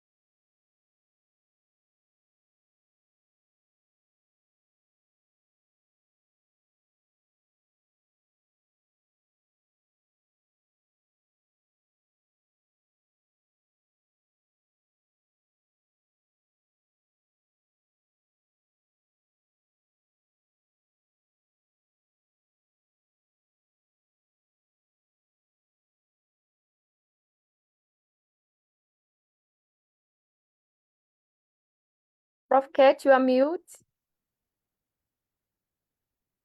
Apologies. I say that there's never enough time for the breakout rooms. The conversation is so robust and there's so much to talk about, and another engaging session. But time is of the essence and we are fast running out of it. I just want to first invite Dr. Mkhize to round up the learnings from the breakout rooms, and then Professor Batchelor will close the session for us and close the conference. As she opened the conference, she'll also call closure to the conference. Bongani, if you could please just give us some overview of the learnings from the rooms and the overall session, please.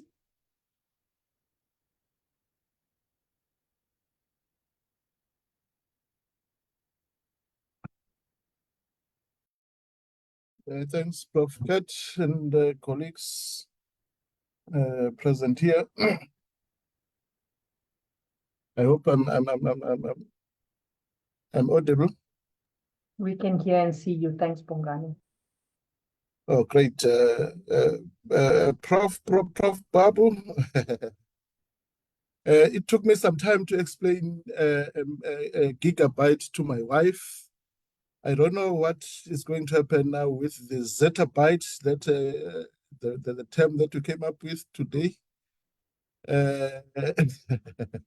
I hope I'll still have some more time trying to understand it myself. Zettabytes, indicating that there's a lot of data, and hence that's where artificial intelligence comes in. And as we did yesterday, we also have to thank Ms. Tselane, who welcomed us into these conversations. As I say, I wouldn't have known zettabytes had it not been this opportunity to be in these conversations where we look at artificial intelligence and its effect or impact on development of leaders.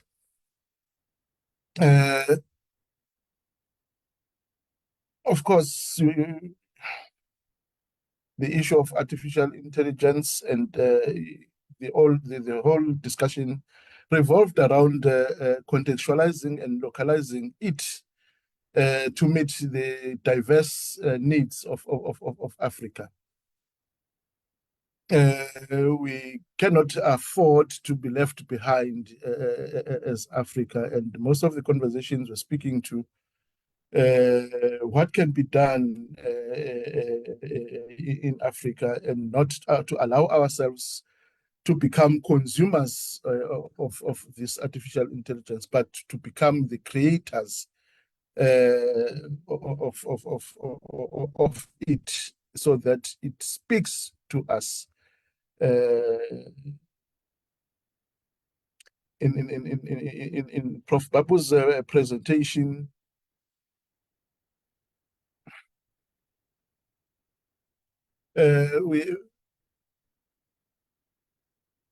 he took us through the concepts of artificial intelligence, and to connect the three: AI, the artificial intelligence, education, and leadership. On this Teachers' Day, as he has highlighted, we appreciate that. Yes, indeed, most of us do not understand the deeper part of artificial intelligence, and that's a worry, which I think in all the speakers have highlighted and mentioned, that it shouldn't be the case. As you'd have tracked the origins of AI, it shows that it is something that has developed a long time ago, and it is worrying, therefore, that at this point in time, we are still fearful of using it, and we're not even aware of zettabytes of data that is already there. What do we do and how do we handle this huge amount of data? And you also highlighted the impact on policies. I liked when you highlighted the short-term and long-term look at the policies. Perhaps we are more focused on the long-term policies and versus the short and term policies, which embrace the continuous change. As we highlighted that the artificial intelligence or this whole digital transformation that we are in, it brings about continuous change. So to stick to the long-term policies could not work for most of us and for the countries as well. With the issues of concerns with the use of artificial intelligence, of course, that has been highlighted, and we note it. What is important, though, is that as leaders, we need to keep this concern in mind as we work towards providing quality education. So now linking it with education. And we have that mandate to ensure ensuring inclusive and equitable quality education and to promote lifelong learning opportunities for all, as mandated by the SDG 4. And this is a mandate for all education leaders. And then in the process, indeed, as you highlight, we need to incorporate artificial intelligence tools. We need to move away and shift, talk of the mind shift, starting with the quick wins, which are readily available, or quick wins which are readily available in off-shelf products, and then we can then focus on the long-term projects. So this was very much important, and I think we can learn from that and take it forward. Not too much to focus on these big AI products, but rather take what we have already, that is already available on shelves. And one key presenter here, Mr. Nkuna, was speaking of the use of my cell phones, for example, and even highlighted that in a school that he's doing research, they've developed the artificial sprinklers. So that was these are some of the things. These are some of the off-shelf products that we can use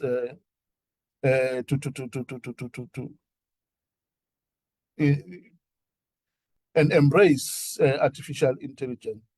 And speaking of Mr. Nkuna, Dr. Siyama's student, that was a lovely presentation, highlighting again the challenges and opportunities of artificial intelligence, and how then we can empower and hence develop school leaders.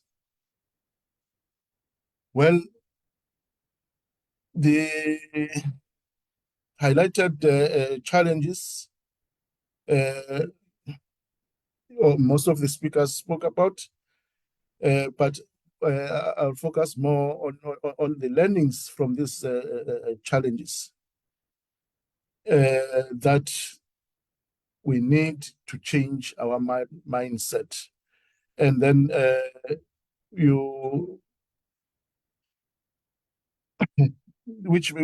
something that made me puzzled a little bit is whether we should allow the youngsters to take the leadership positions and try in a way and shift us as the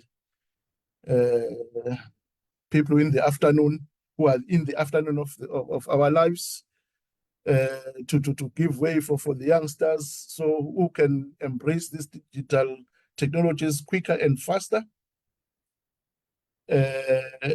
Maybe we should look at that and give these youngsters these leadership positions and see to what extent they can move us at a speed towards embracing artificial intelligence. Because we are highlighting as well that part of the problem is that the old generation is slow in embracing technology. And if this older generation are in the leadership positions, then it means that there will be this cultural and organizational resistance because we would not want to shift and change.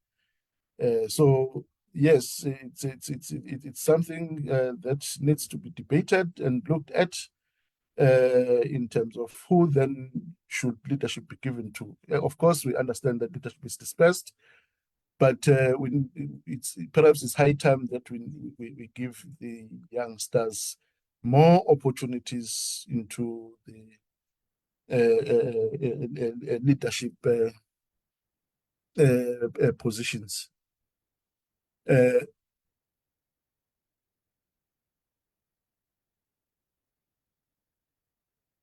Josine, you made me to think that of course artificial is coming, but it is not replacing us as human beings. You took us way back into our yesteryears when we are still using those recording cassettes to show that technology is moving and is moving quicker these days. And then again, you also highlighted that we need to start to change the way our practices and embrace technology by, as highlighted by Professor Paul, that we need to use the quick wins.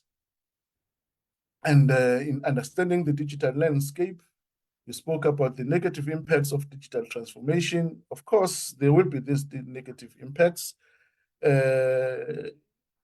But if we are to focus on those negative impacts of digital transformation, we're not going anywhere quicker. We'll not go anywhere quicker and soon. Artificial intelligence is here to stay, and all the speakers have highlighted to that. And then we don't want to be left behind. You made us aware of a very important aspect of it as well, the misinformation and disinformation. Making us aware that we should not just take whatever we see or hear from these AI devices and also what AI is telling us. AI is the machine. We will remain human beings. And in that way, we still need that critical thinking and the critical mind and critical perspectives, as Dr. Sati was highlighting in one of our groups in here. So, rediscovering humanity. You made us, as I say, at least reassured us that artificial intelligence is not taking over humanity. The most important part of it was around highlighting the opportunities for African context. And you gave us hope that there are African innovations and apps that are developed in Africa for Africa. We are not just following the global north and just being users, but we are also somehow producers. What we are lacking perhaps is glorifying these African innovations in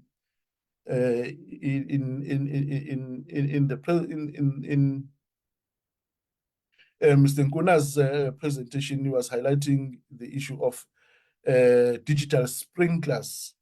So that must have been created to solve the African problem,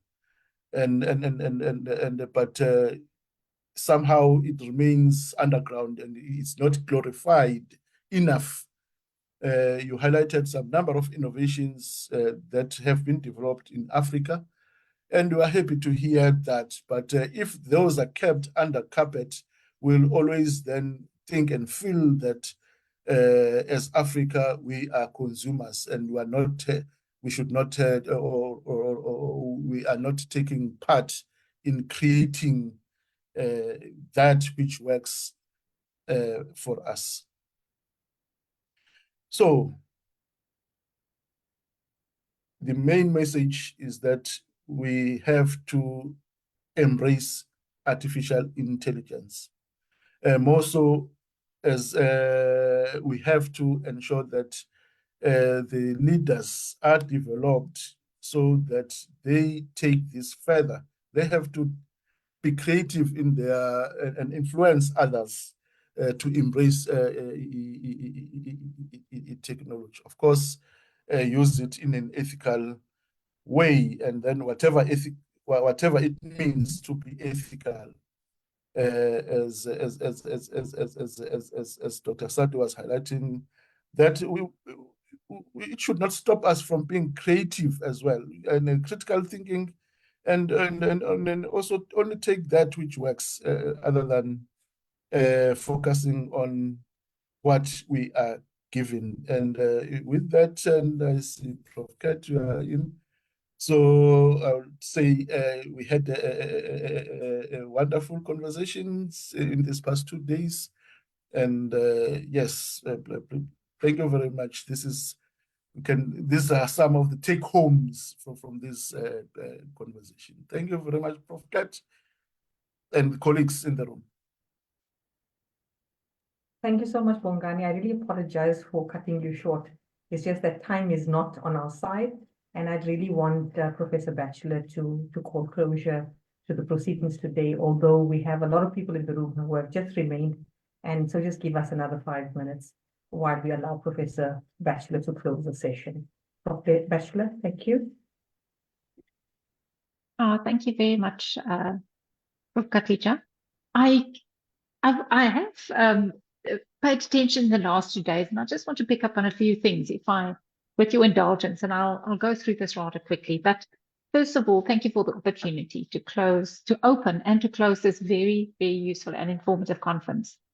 You know, at the start of this conference, it was acknowledged that the integration of human intelligence and machine intelligence is required for AI-directed and AI-supported leadership learning to progress towards AI-empowered learning. And I picked up that snippet from the objectives that were set right in the beginning. And I want to touch and highlight just on a few things that the different presenters have touched on during the conference. And initially in Prof. Marwala's address, he reflected on the complexities that introducing AI to leadership is really fraught. And he invoked Prof. Mpedi's notion of Ubuntu leadership, which was about advancing humanistic and uniquely African approach to leadership. He ruminated on whether we need to recalibrate leadership, and he also highlighted, Africa's need for tools and monitoring systems for their unique challenges. And he also asked for these AI tools that can be useful to augment leadership, but these tools need to be an extension of human capabilities. After Prof. Mwala, Prof. Vesa, he spoke about transformational leadership processes, and he asked 3 particular questions that was really interesting. He said, what is AI's role in leadership? That was the one question. And then he asked a further question to ask how do individual leaders relate to AI? And also he asked of AI what it can be and what it cannot be. But he had one particular statement that really resonated strongly with me. And he said, if you're not trying to learn, we are not learning anything. And as an educational person, it really struck a chord. After that, Prof. Tankiso Moloi, he spoke about globalization on steroids and the movement of ideas, and he drew attention to many different challenges that we face on the continent. Prof. Babu, he explained, and Jacine picked up on that again, the taxonomy of AI, how generated AI is actually nested within AI itself. It's one of the subsets. But he also highlighted quite a number of concerns. But he ended his talk with the quote that said, AI is not the goal, rather, it should be the enabler of the goal, which is actually quite cool.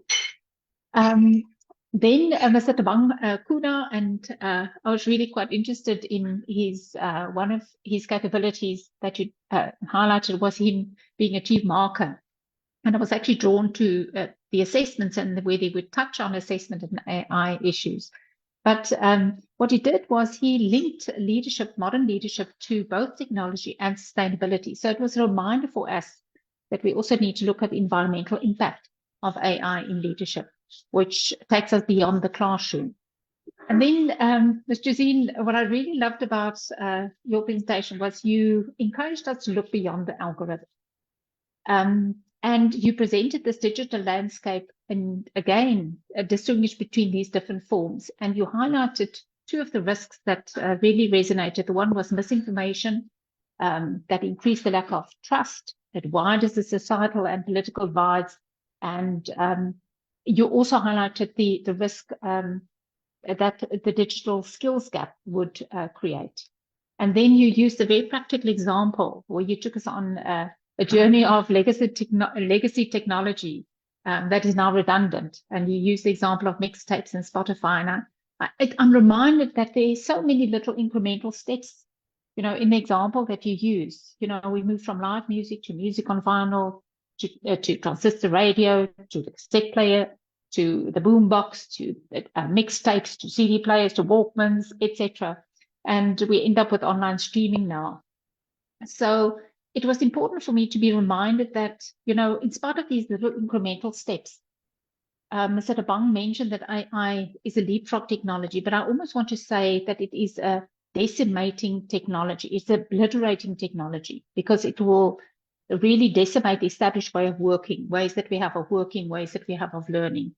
And maybe this conference is also a call for us that we need to do more in terms of really understanding the impact to our educational system and how AI and educational leadership can lead this transition. You know, at the outset it was stated the conference seeks to explore the evolving demands of training future fit leaders for the African context and how AI-driven technologies enhance the effectiveness of such training. This conference set out for us to understand what we as educational need to do, what we need to pay attention to, and how can we improve what we are doing at the moment. In closing, I need to thank the Program Director, Prof. Khatija Yassin, for her initiative in bringing this conference to bear. I want to thank the members of the organizing committee, presenters, and all the participants. And lastly, I want to thank our partner, Kagiso Trust, for their continued support. This conference really has made an impact, and I think everybody that attended could benefit from the discussions that were held. So I really want to thank Khatija. Thank you very much. And with that, I close the conference. Thank you. Thank you, everybody. A wonderful afternoon with continued discussion, continued conversation. And this is not a goodbye. It's until next time. Take care, everybody. Have a good evening. Bye-bye. Thank you, Prof. Goodbye. Thank you. Bye-bye. Bye. Thank you very much. Bye-bye. Thank you. Bye. Bye. Bye.